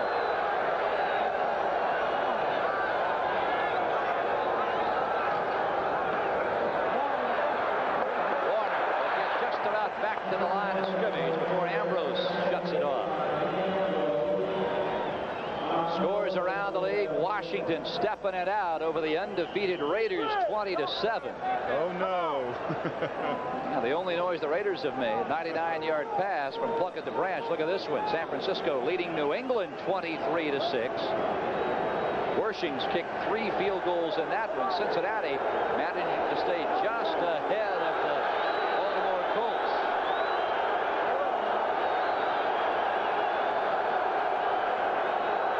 In motion, the shotgun on 3rd and 5. Flag goes down, the play will be whistled off. And when that happens, it is against the offense. Illegal procedure. With the noise situation that we have here today, we've got almost 80,000 people screaming here for their defense to play well. It's very hard for those offensive linemen to make their initial line calls and yet hear the snap count. Plus the fact that Zorn, rather than up on the line, is back in a shotgun position about 5 or 6 yards off the ball, so it even complicates the hearing of the snap count. Dave, so often we hear that an offensive line is a great pass blocking line, but a so-so run blocking line. Why is it so difficult to be proficient at both? Well, really, it takes 2 types of players to be great at each one of those. As a run blocker, you have to have tremendous strength. You have to be able to leg strength, drive, initial charge off the ball. As a pass blocker, you have to be a finesse type person. You can't be overpowering. You have to play with the man. You give yardage grudgingly. There is no foul. The lineman was in a 2-point stance and did not break the 3. 3rd down. Incidentally, Joe Norman, linebacker with the Seahawks, a knee injury. He will not return today. We are uncertain as to the severity of that injury. It is 3rd and 4. Dan Gornick has come in, and he is the man Zorn likes to go to on 3rd and short. Watch Dornick. He'll go downfield. Harold Jackson. No catch. He came down with the ball, but he was out of bounds, and Dornick was wide open. Oh, boy, what a catch by Harold Jackson. 16 years in this league he's played. Watch the effort as we look on the end. Now watch Harold Jackson there. Coming into your screen, look at that effort to catch that ball and stay in bounds. He doesn't run like a 16-year-old player, does he? I should say 16 years in the NFL. Well, if he hangs around a few years, he'll make something of himself. I told him today my exciting moment was when I got his bubble gum card. Jeff West will kick it away, and he's got a boomer. Heading for the sidelines, and Dino Hall will watch it sail. Another good punt inside the 20-yard line, and out of bounds, out near the 12, possibly the 13. Jeff West has done it again, succeeds in putting the Browns deep in their own territory here in the 3rd quarter. That punt just a moment ago by Seattle's Jeff West, 33 yards. He's averaging 37 yards today, well under his 1983 season average. But, Dave, that total number isn't always the proof in the pudding. That's a very misleading figure. He has had about 0 yards returned, or 2 or 3. Sight on 1st and 10, play action. Logan out pattern, will not be able to get it before he goes out of bounds. Now this is where the quarterback controversies tend to heat up in situations identical to this one. You got Seif and McDonald going into the regular season right up to the final week. It was uncertain who would be number one. Your ball club is down now by a touchdown. 3:49 to play in the third period. As you take a look at the number 2 man in the scheme of things, you wonder what San Francisco might be thinking right now. Well, McDonald has indicated this year that he wants to go somewhere else and play. He's not satisfied riding the benches. It's a very tough position to sit there and wait for an opportunity and hope that somebody gets hurt for you to make an opportunity to play. Now Seif drills it into Harry Holt. Shelton Robinson is right on top of him. It'll be short of the first down by about a yard, I believe. Yep, the officials say he got it. Our angle a bit deceiving. Clock continues to run. 3:24, 3:23 to play in the third period.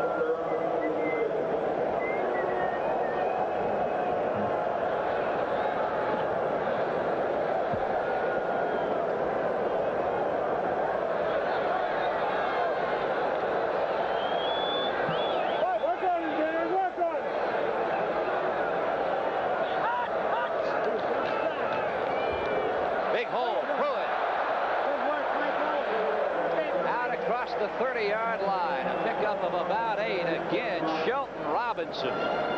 They are really running at number 5-7. Yes, they are. You want to see what a hole looks like in the offensive line. Here's the hole. There's a stunt game right there. There's the hole. It's a perfect cross block. They caught him in a stunt. That's a little bit misleading in that Jacob Green was on a stunt with the linebacker.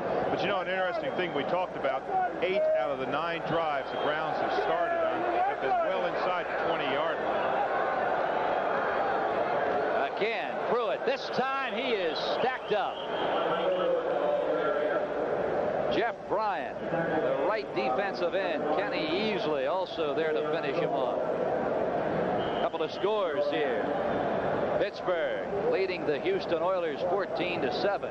Blitzed out a touchdown pass. Well, you know what's interesting about that game? A team that's not doing well will always play well against a team that is top.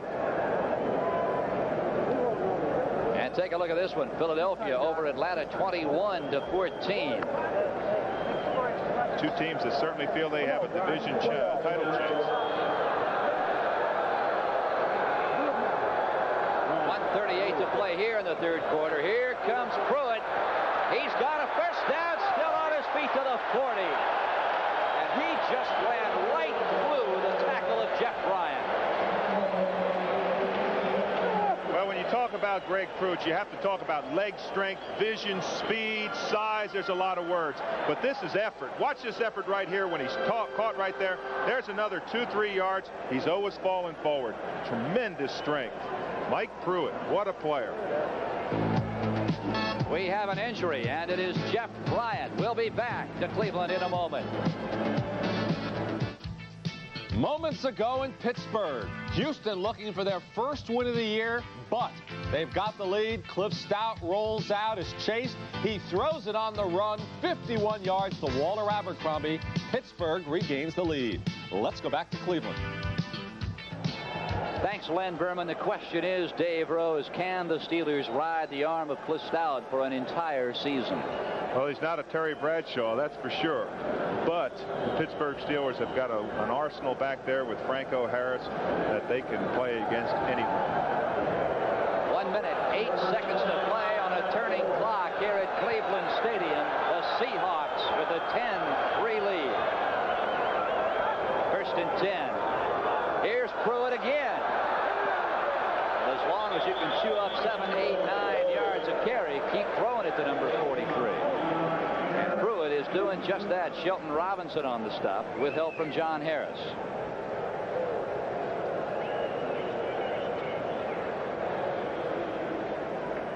Chicago Bears thumping the Broncos 24-7. Nathan Poole, a 15-yard run for Chicago in the third period. And San Francisco, Montana to Dwight Clark from 13 yards away with 1:30 left in the third quarter. 6 49ers. Watch this play go. Harry Holt, and he might have made a yard on the end around. Dave Brown.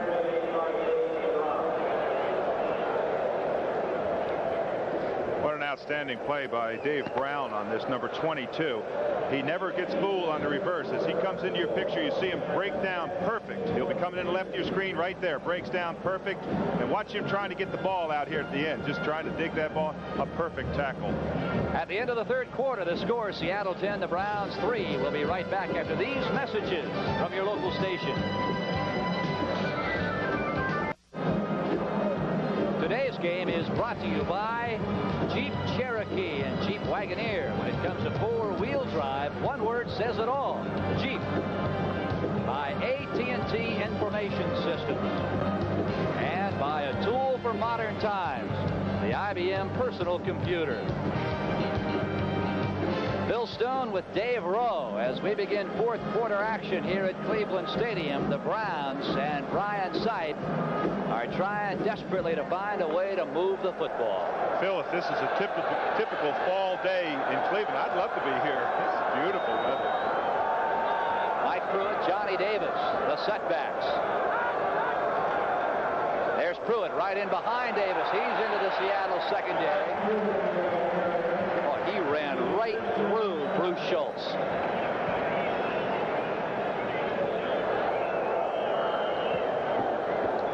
You know, we gave credit to Steve Largent before, but watch Willie Adams come in here and block easily. Boy, that's what you call coming off the line. Woo! I thought they were dancing. 14 minutes, 28 seconds to play in this ball game. It is 1st and 10 Browns. Pruitt, sweep left. And he is inside the 40-yard line. Michael Jackson had him. Brown rolled him out. Let's go to New York now for an update from NFL 83. Okay, thanks, Phil. You had some good moves on that last play. Check these moves out. Plunkett goes back, fakes, then throws. Great catch by Calvin Muhammad for the touchdown. The Raiders are now within 6. Back to Cleveland. Your never say die Raiders, Dave Rowe. Uh-oh, what'd they do? Now they're back within 6 now of the Washington Redskins. Oh, Plunkett, he's coming through. Don't worry. 2nd down and 2. The ball at the 37. Again. Pruitt around the left side and right into the grasp of Kenny Easley. But it's another first down. Good clearing block from the pulling guard, Joe DeLamielleure. Watch Kenny Easley as he reacts here. He's got to take on DeLamielleure coming in here. Good stick. That's quite a stick on Pruitt. Well, they're running right behind Dave, Robert Jackson and Doug Deacon, and getting DeLamielleure to pull. Pruitt, 21 carries, 90 yards. Well, he needs 6 more to get his average because he's been averaging 96 yards a game in the first 4 games. Sipe with time for Newsome.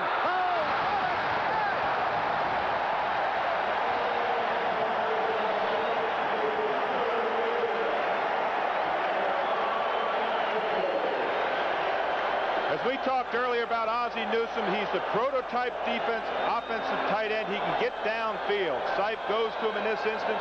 It's an excellent catch. He plays as if he's a wide receiver again. Great coverage by Kenny Easley. 3 receptions, 42 yards. That's why they call him the Wizard of Oz, and they've got him standing in Cleveland. That one good for 22 yards to the Seattle Seahawks 11-yard line. Stop, 13:32 to play.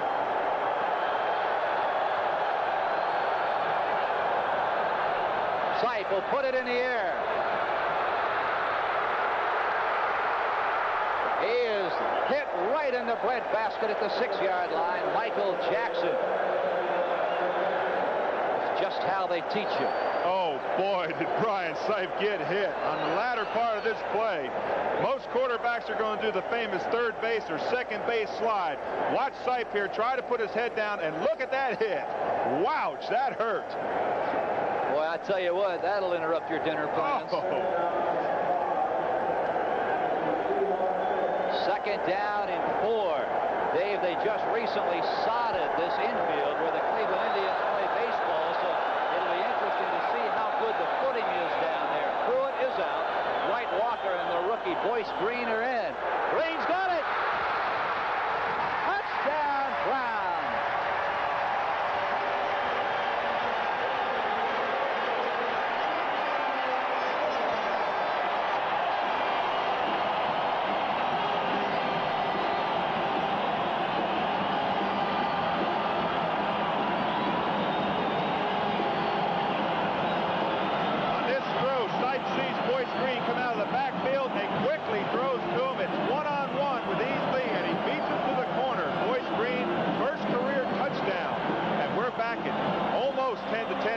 This point, oh boy, he did not make it. Wow. That's why some of the big plays in football happen on the special teams.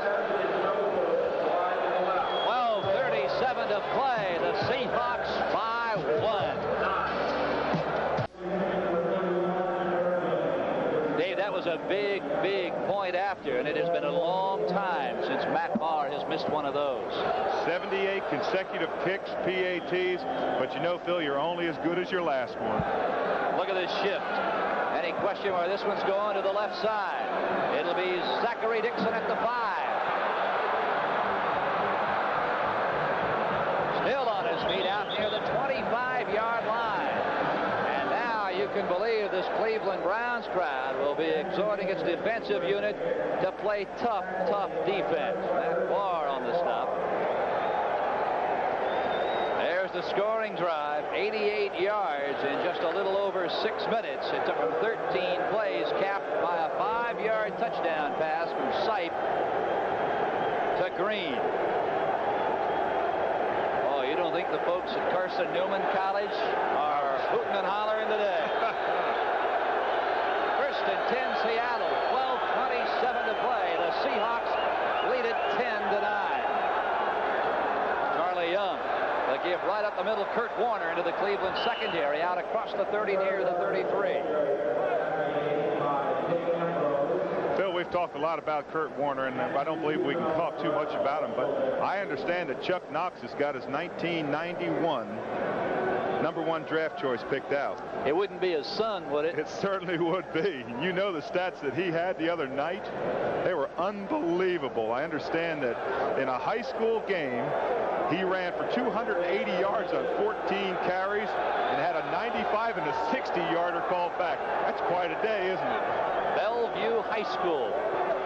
Oh, Warner will go nowhere this time. Thanks in part to Dick Ambrose and the nose tackle who shut it all down before it could even develop, Bob Golick. If you want to see what it's like to get hit, this is it. Warner has nowhere to go, tries to cut back inside. There's Ambrose, there's Golick, there's somebody else. Ouch. 3rd down and 1. Here come the horses for Cleveland. Now the Browns would love to get the football right here. They have stopped Seattle on 3rd and short and on 4th and less than a yard in this ball game. Warner. And I'm not sure if he'll make it. Awfully close. Oh boy, it's going to be close. He fell right on top of the flag. The referee came quickly in to mark the spot. This is going to be close. I tell you, you'd think there was a $100 bill laying there.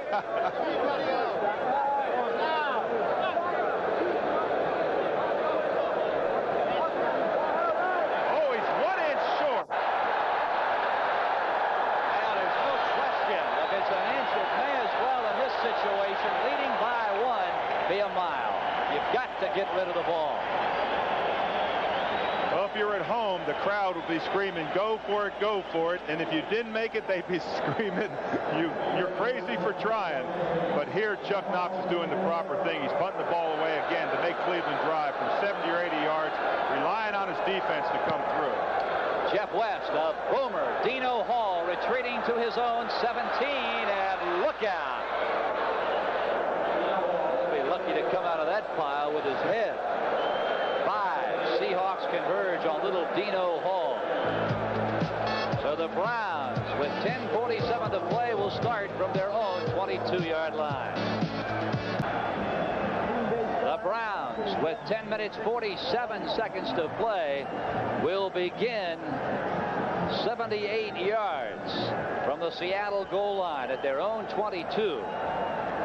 The Seahawks under Chuck Knox leading it 10-9. And Dave, Chuck Knox knows something about winning football games. Third winningest active coach in the game today, behind only Don Shula and Don Coryell. That's Pruitt to the 26-yard line. Again, Shelton Robinson. I want to see how many tackles Robinson has when this game ends. Chicago leading the Denver Broncos now 24-14. DeBerg has come on and hit Rick Upchurch. Back in.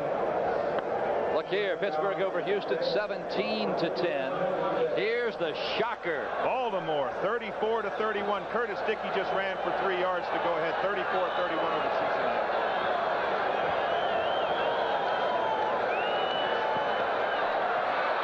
Look out, could be a fumble. And I believe it will be ruled a fumble. It is, and the Seahawks have recovered. Sipe under tremendous pressure right up the middle.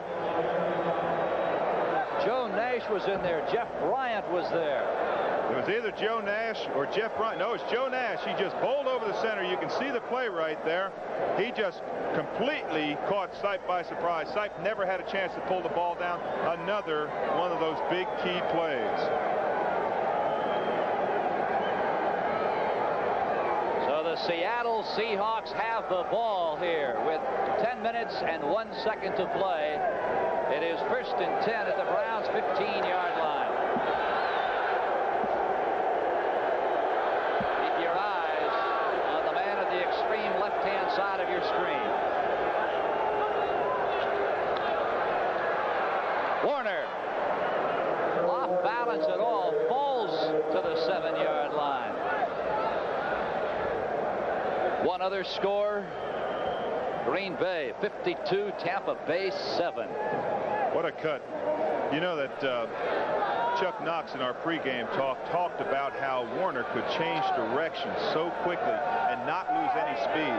It's quite evident as he goes through the hole that he's got tremendous foot speed. His feet are continually down on the ground. In other words, he can make that cut, the old cliche, and give you 9 cents change on it. 2nd and 3. The ball on the 8. It is Warner again, and this time he'll be down for no yardage at the 8-yard line.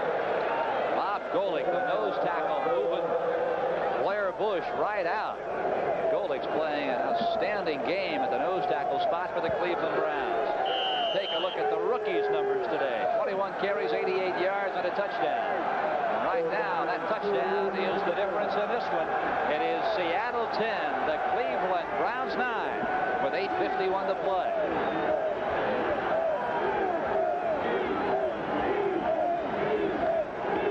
Two tight ends now for the Seahawks, Charlie Young and Mike Tice. Steve Largent is out of the ballgame. Play action, Zorn.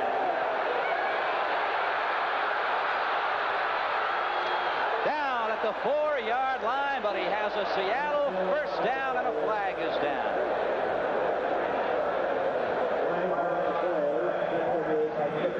I believe it's against the Browns. Zorn clapping his hands frantically. Face mask, I believe, is the call. Jimmy Zorn decided to put the ball down, and he put it in high gear. He was going straight for the flag.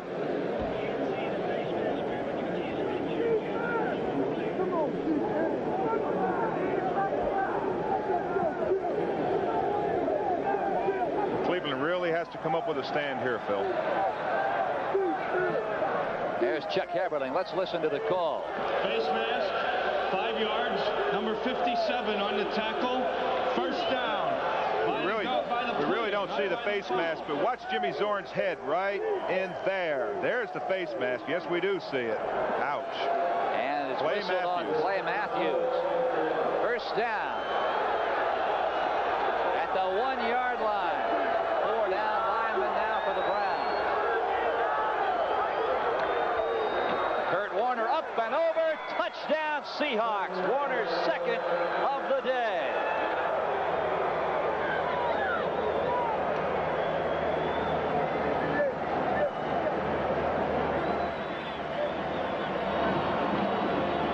This is the dimension that they've lacked so much in the past. They have it now. There's Kurt Warner up and over.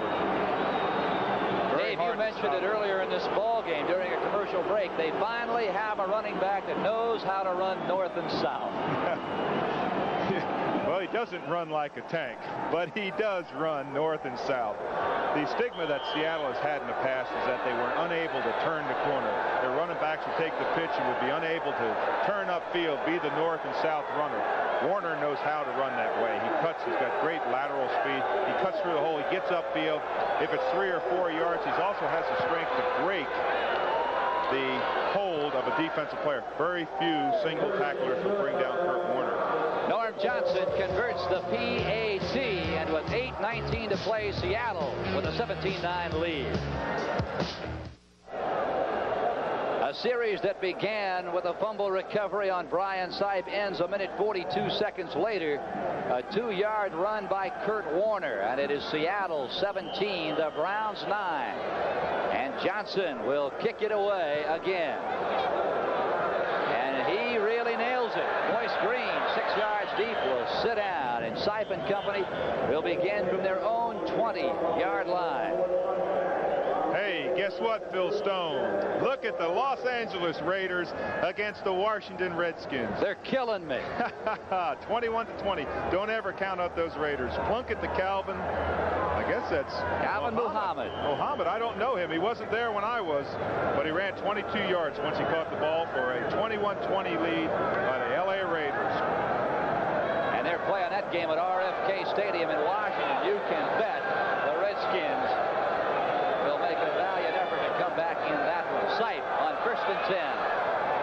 Harry Holt grabbed from behind and rolled out of bounds. Jacob Green, a defensive end, comes 8 yards downfield from the left side of that defensive line to make the stop.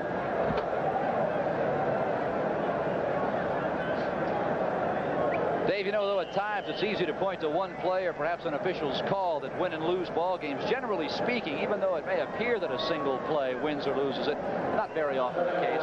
No, it's not. My coach, John Madden, who I have a great deal of respect for and really admired as a head coach, used to say that there are 7 or 8 plays in a game that really determine who's going to win. You play waiting for those 7 or 8 plays. You play around the interception by Robinson, the interception down here by Keith Simpson to stop the drive, and of course the big play, the missed extra point, I think really changed the whole atmosphere of the game, because instead of being 10-10, automatically Cleveland had to score another touchdown. They came right back and fumbled the play. It's almost like you have an emotional letdown. So you play waiting for those 7 or 8 plays to happen, and when they happen, if your team is the best conditioned, best coach team, you'll take advantage of it. The Browns with the first down now at the 31-yard line. The clock stopped with 7:26 to play in this ball game. Cleveland down by 8.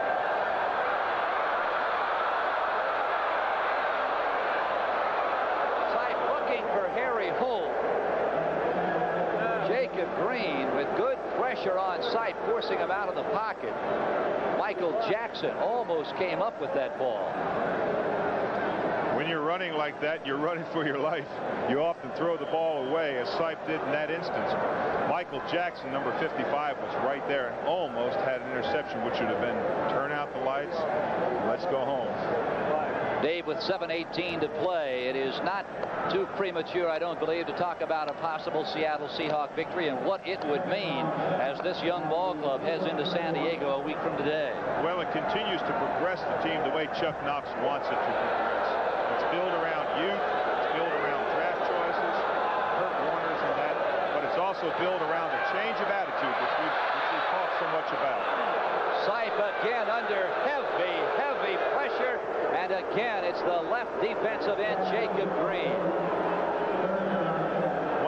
There's Sam. But one of the big things, if we watched Jacob Green come in here on a stunt, is that Sipe had no one to go to. He was just throwing the ball to get rid of it. You can see Jacob Green just giving him a push.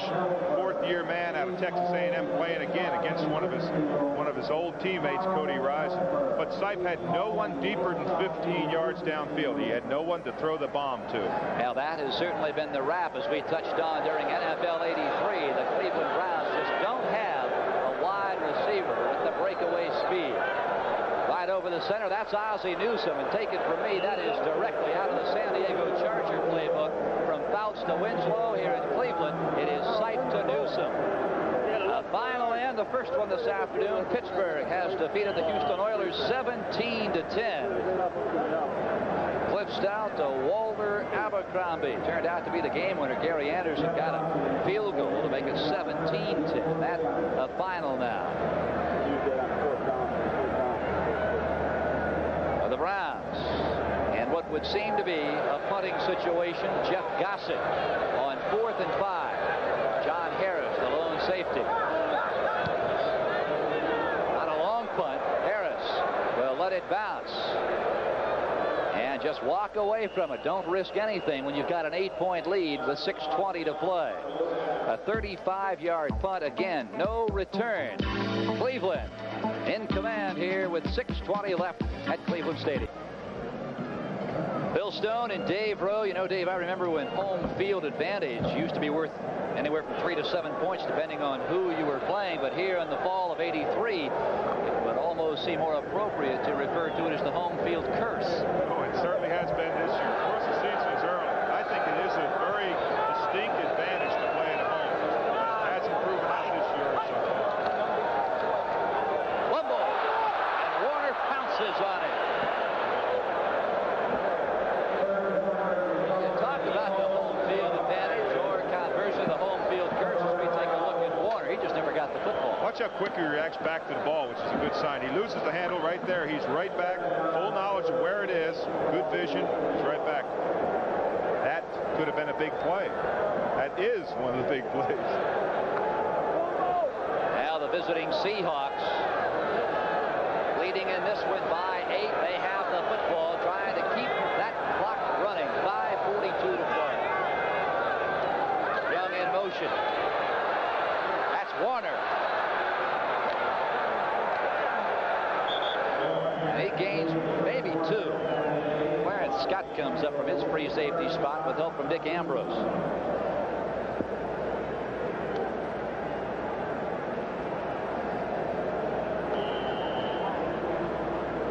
I can't believe, Dave, is here in 1983, visiting teams have won almost 60% of the games. And that's what it's coming down to this one, too. It's going to be 61% after today, it looks as if. But, you know, this game is really not over, and I know Chuck Knox is very aware of that. An 8-point lead with 5 minutes left in the game is not a sure thing. Dan Dornick, the third down special receiver, kind of a designated receiver for the Seahawks. Zorn. Downfield, Largent looking for a flag, and he will not get it. Good coverage by Rod Perry. Thought he might get a tripping call on Perry. Instead, the Seahawks will have a punt situation. Coming up next, don't forget, a big, big game for both ball clubs. The high-flying offense of the San Diego Chargers versus the stingy folks in the defensive unit of the New York Giants. Jeff West. He missed it. And Dino Hall will take it right out of bounds. I should say he missed it. About a 19-yard punt out of bounds at the 42-yard line. The Raiders by 8 now over Washington. Oh, what a turnaround in the nation's capital. Way to go, Raiders. Another touchdown pass. Plunkett.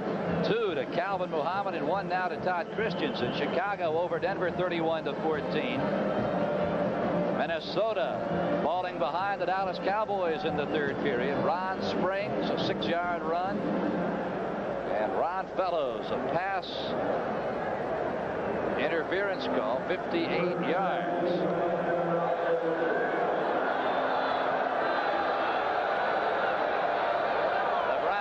4:37 to play. Down by 8. Batted down at the line of scrimmage by Jacob Green.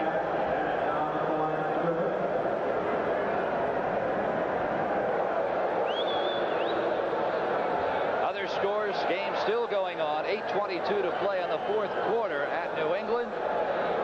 And it is San Francisco leading the Patriots 33-13.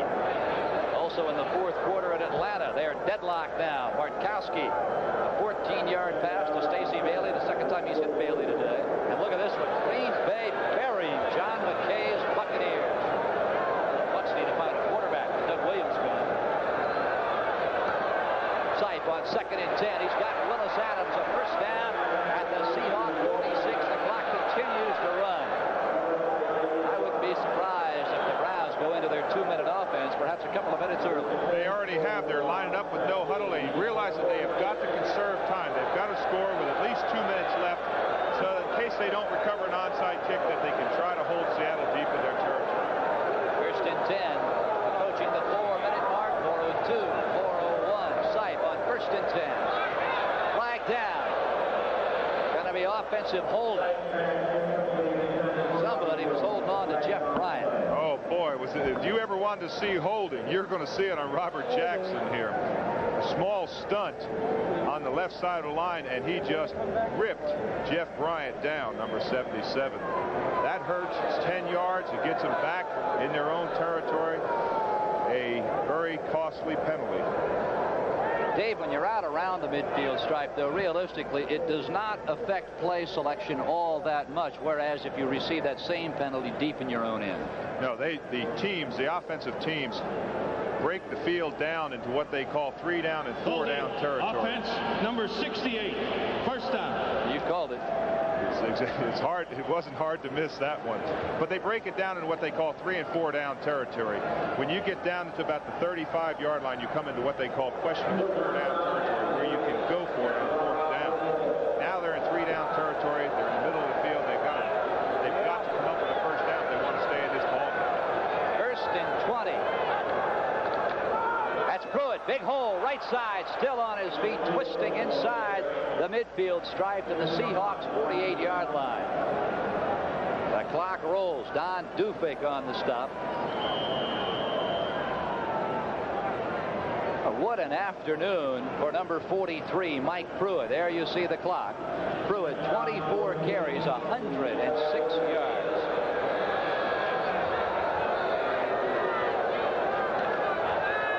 Sipe. Oh, look here. Bobby Jones, a comeback pattern, a little curl at the 30-yard line, and Gregory Johnson tackles him. Clock runs, 3:11, 3:10. What a great story on Bobby Jones. They said he came out of Texaco Tech. He was working as a mechanic in a gas station, got a chance to go with the New York Jets, didn't get the opportunity to play, wanted to play football, and asked the Jets to trade him. They traded him here, and he's done very, very well. 2 minutes and 50 seconds to play. Sipe on first down. Screen to Pruitt. And Dufik chases him out of bounds. That stops the clock at the 25-yard line. Take this ball club. Dino Hall with the Browns. Very true.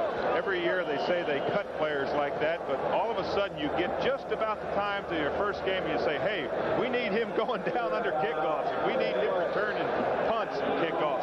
So you bring them back on. They're great players for their tremendous courage that they put on teams.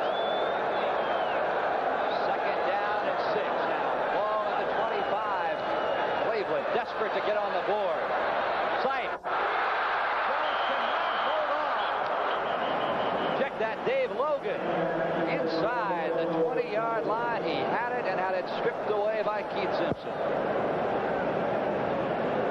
In this situation, Phil, the Cleveland Browns are under the utmost of strain. Their offensive line is just under tremendous strain. The defensive linemen of Seattle are able to just tee off. It almost looks as if it was a catch by Logan. Fortunately, they ruled it. Watch the hustling Seattle get to it. Ball. That could have been a costly play. But it puts tremendous strain on the offensive line of Seattle. They've got a pass block. Seattle's worried about nothing except the pass. That's all they're worried about. And they're down there. They've got 250 pounds on their fingertips. and they're roaring off the ball. Sight on 3rd and 6 now. 2 minutes, 36 seconds to play. Right over the middle. Very, very close to the first down. I believe he'll be short by a yard, maybe 2. Bobby Jones, the receiver, and he's slow getting up, but I don't think he's going to get up. He took quite a shot in the middle there, coming across that middle. That's what you call no man's land. As we look out there, there's Dr. John Bergfield and the trainer Leo Murray. Leo's been with the Browns since 1950. Watch the hit here. You can see this is no man's territory. It's not where you want to be. You can see right there 3 people coming down on him. He really came down on the ball more so than the hit. That's tough territory. That checks out the courage of the receivers, the Steve Largents and the receivers like that continually go over that middle. That'll really test you. Now Bobby Jones is up in his 5th year. Coming into today's ball game, 8 catches for 1 touchdown. I wonder how many yards of tape old Leo Murphy there has put out since 1950 with this team. I'll bet you he's had enough tape to cover Cleveland to Seattle. He remembers when Luke. President and general manager Mike McCormick for their defensive coordinator Tom Catlin. McCormick was an offensive tackle here back during the glory years, 54 to 62. Mike played in 6 Pro Bowls, 3 NFL championship games while he was here, clearing the way for the great Jimmy Brown. Sight 24 of 36. Oh boy, he's off and running. Jacob Green. A lineman's dream. And Sight will not catch him. Touchdown, and look at the Seahawk bench. Everybody's coming to see Jacob Green.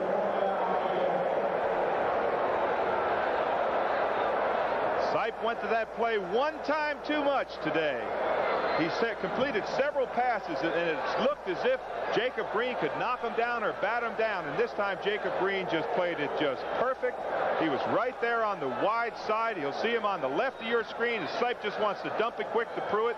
There's Jacob Green, steps in between, and he's off to the races. Boy, he doesn't run like a defensive end, does he? 73 yards. That's a lineman's dream. Well, he is already, Dave Rowe, the all-time Seattle sack leader with 24. But I'll tell you, he'll take that 73-yard romp over every one of those sacks to be sure. Look at Reggie McKenzie there. He's loving it. Look, he needs help to get to the bench. He's so tired. A minute 50 to play, and that has taken the wind out of the Browns' sails. It is now 23-9. Johnson on to try and tack on the point after. And he drills it perfect. 24-9. Seattle over the Cleveland Browns. And now here comes another one of those fantastic finishes.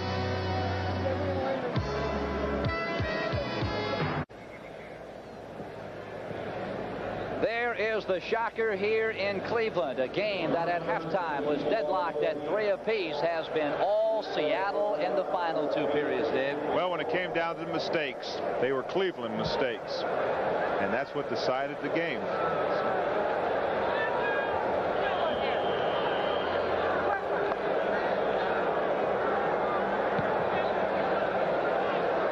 Norm Johnson. It is taken by Green, and he is out to the 15-yard line and dumped head over heels. Again, inside the 20-yard line. What can you say for the coverage teams? We've talked about the attitude. We've talked about the change. It certainly is evident here today. Now what do you do if you're Sam Rutigliano? Your ball club is on the short end of a 24-9 score, Dave. You've got the New York Jets coming in here a week from today, and this will certainly fuel the fire of the quarterback controversy here along Lake Erie. It certainly will, but you have to realize that this is one game. It's a long season. One game doesn't determine it. If you lose a player, it hurts, but one game doesn't make or break a season. Sight at the 15-yard line.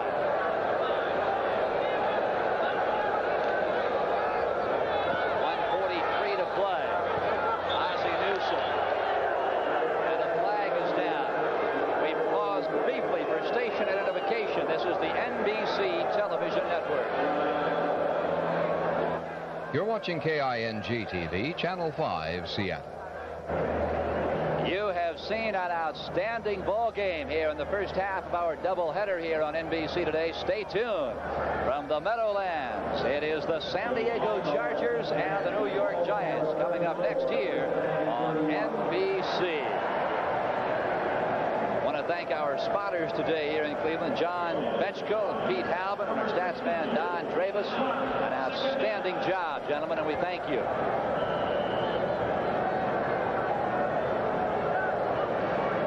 The Seattle Seahawks, certainly not a fluke as you take a look, and they have taken advantage of every one of those Cleveland Brown turnovers.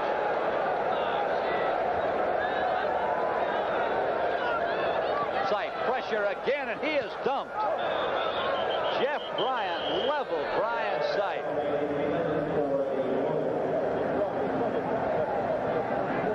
Now the Seahawks knocked off the Jets, the Chargers, and just a minute 37 seconds away from knocking off the Cleveland Browns. And the Raiders, oh, what a turnaround in Washington, D.C. Well, they're just a slow starting team. You know, they fell behind 17-7, but they've scored about the last 35 points, and it's 35-20. As Greg Pruitt, the other Pruitt, just has had a punt return of 97 yards for a touchdown, 35-20. Now, it has been a day of big plays around the league. Ozzie Newsome will get out of bounds at the 23. In Green Bay, Phil Epps had a punt return for 89 yards. How about that Baltimore-Cincinnati score? What a shocker. Forrest Gregg has got to be tearing what few hairs he has left right out of his noggin. 34-31, the Colts over the Bengals today. Brian Sipe will come off. Jeff Gossett will boot it away on 4th down and 3 at the 23. And the Seattle Seahawks now with just a minute 29 to play and a 15-point lead, I would say, assured of their 3rd victory of the season.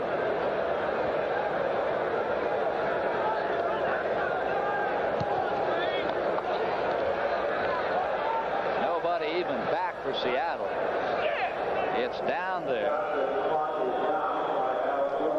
Al Gross downs it at the 31-yard line, a 48-yard punt. The executive producer of NBC Sports is Michael Wiseman. The coordinating producer of NBC's NFL football is Ted Nathanson. The telecast of today's game has been produced by Roy Hammerman, directed by Mark Warner. The technical director, Bill Kelly. The associate director, Janice Kazaza. And we thank you all for a job well done. We have had pictures extraordinaire. We certainly have been.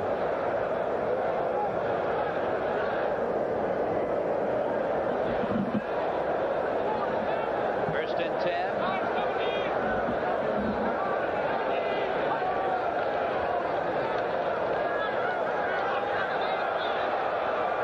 Take a look at Kurt Warner.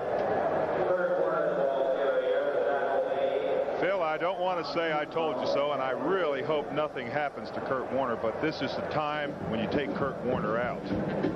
Couldn't agree with you more. You don't leave him in with 15 points, 15-point lead, minute and roughly 10 seconds left in the game. You just don't do it. Now the Browns call a timeout. Next Sunday, right here at Cleveland Stadium, it's the New York Jets and the Cleveland Browns, and you'll see it, one of many regional games here on NBC.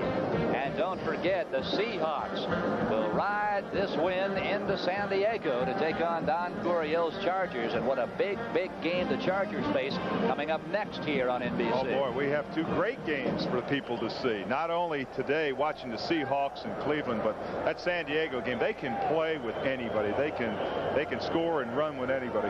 You know, an interesting thing, I talked to Steve Largent this morning, and he told me he was going to do something outstanding so I could say hello to his wife, Terry, but he hasn't done anything today, Terry, so I can't mention his name. A minute 10 to play. 3 weeks. That's Hughes right up the middle, and the Browns simply cannot stop the Seattle Seahawks running attack. A first down out at the 48-yard line. Now he talked about what a big win this would be for Mike McCormick in his playing days here in Cleveland, Dave. But there's another fella on this Seattle unit, defensive coordinator Tom Catlin, who was a center and linebacker here for the Browns back in the mid-50s. He also a part of 3 NFL championship games. And I'll tell you, they had some great players back in McCormick and Catlin's days. Jimmy Brown, Lou Groza, Otto Graham, Milt Plum. Remember Dante LaValle? Boy, do I ever. There's one sitting over here next to me, too, Paul Warfield. Tremendous football player. Now, that Bobby Mitchell, who was inducted along with Paul in the Hall of Fame this year. You had Ray Renfro. Oh, boy. You can keep on going because I can tell you Gene Hickerson and Dick Shafrath. Dick Mojalewski. It goes on and on. And there was a ball club back during McCormick and Catlin's days that you could simply not call it a one-dimensional ball club, a two-dimensional ball club. They played every facet of this game of football. Pruitt, 24 carries, 106 yards. Warner, 24 carries, 95 yards. But more importantly, Warner has 2 touchdowns. 55 seconds. Clock continues to roll. Seattle with 1 timeout remaining, but the thinking being right now, why prolong the agony? This has certainly been a game of turnovers. Tied at 3-all. Shelton Robinson intercepted Brian Sipe. That set up Kurt Warner's first touchdown of the day that made it 10-3. And then after Sipe was nailed by Joe Nash, the Seahawks recovered the fumble. Kurt Warner took it in for his second touchdown of the day. And then in the 4th period, Sipe intercepted by the left defensive end of the Seahawks, Jacob Green, and he, right in stride, rambled 73 yards, and Sipe could not catch up to a guy who weighs 255 pounds. So that's the last play here in Cleveland. As the clock ticks down, we'll not see another play, and the Seattle Seahawks will come away victorious 24-9 over the Cleveland Browns.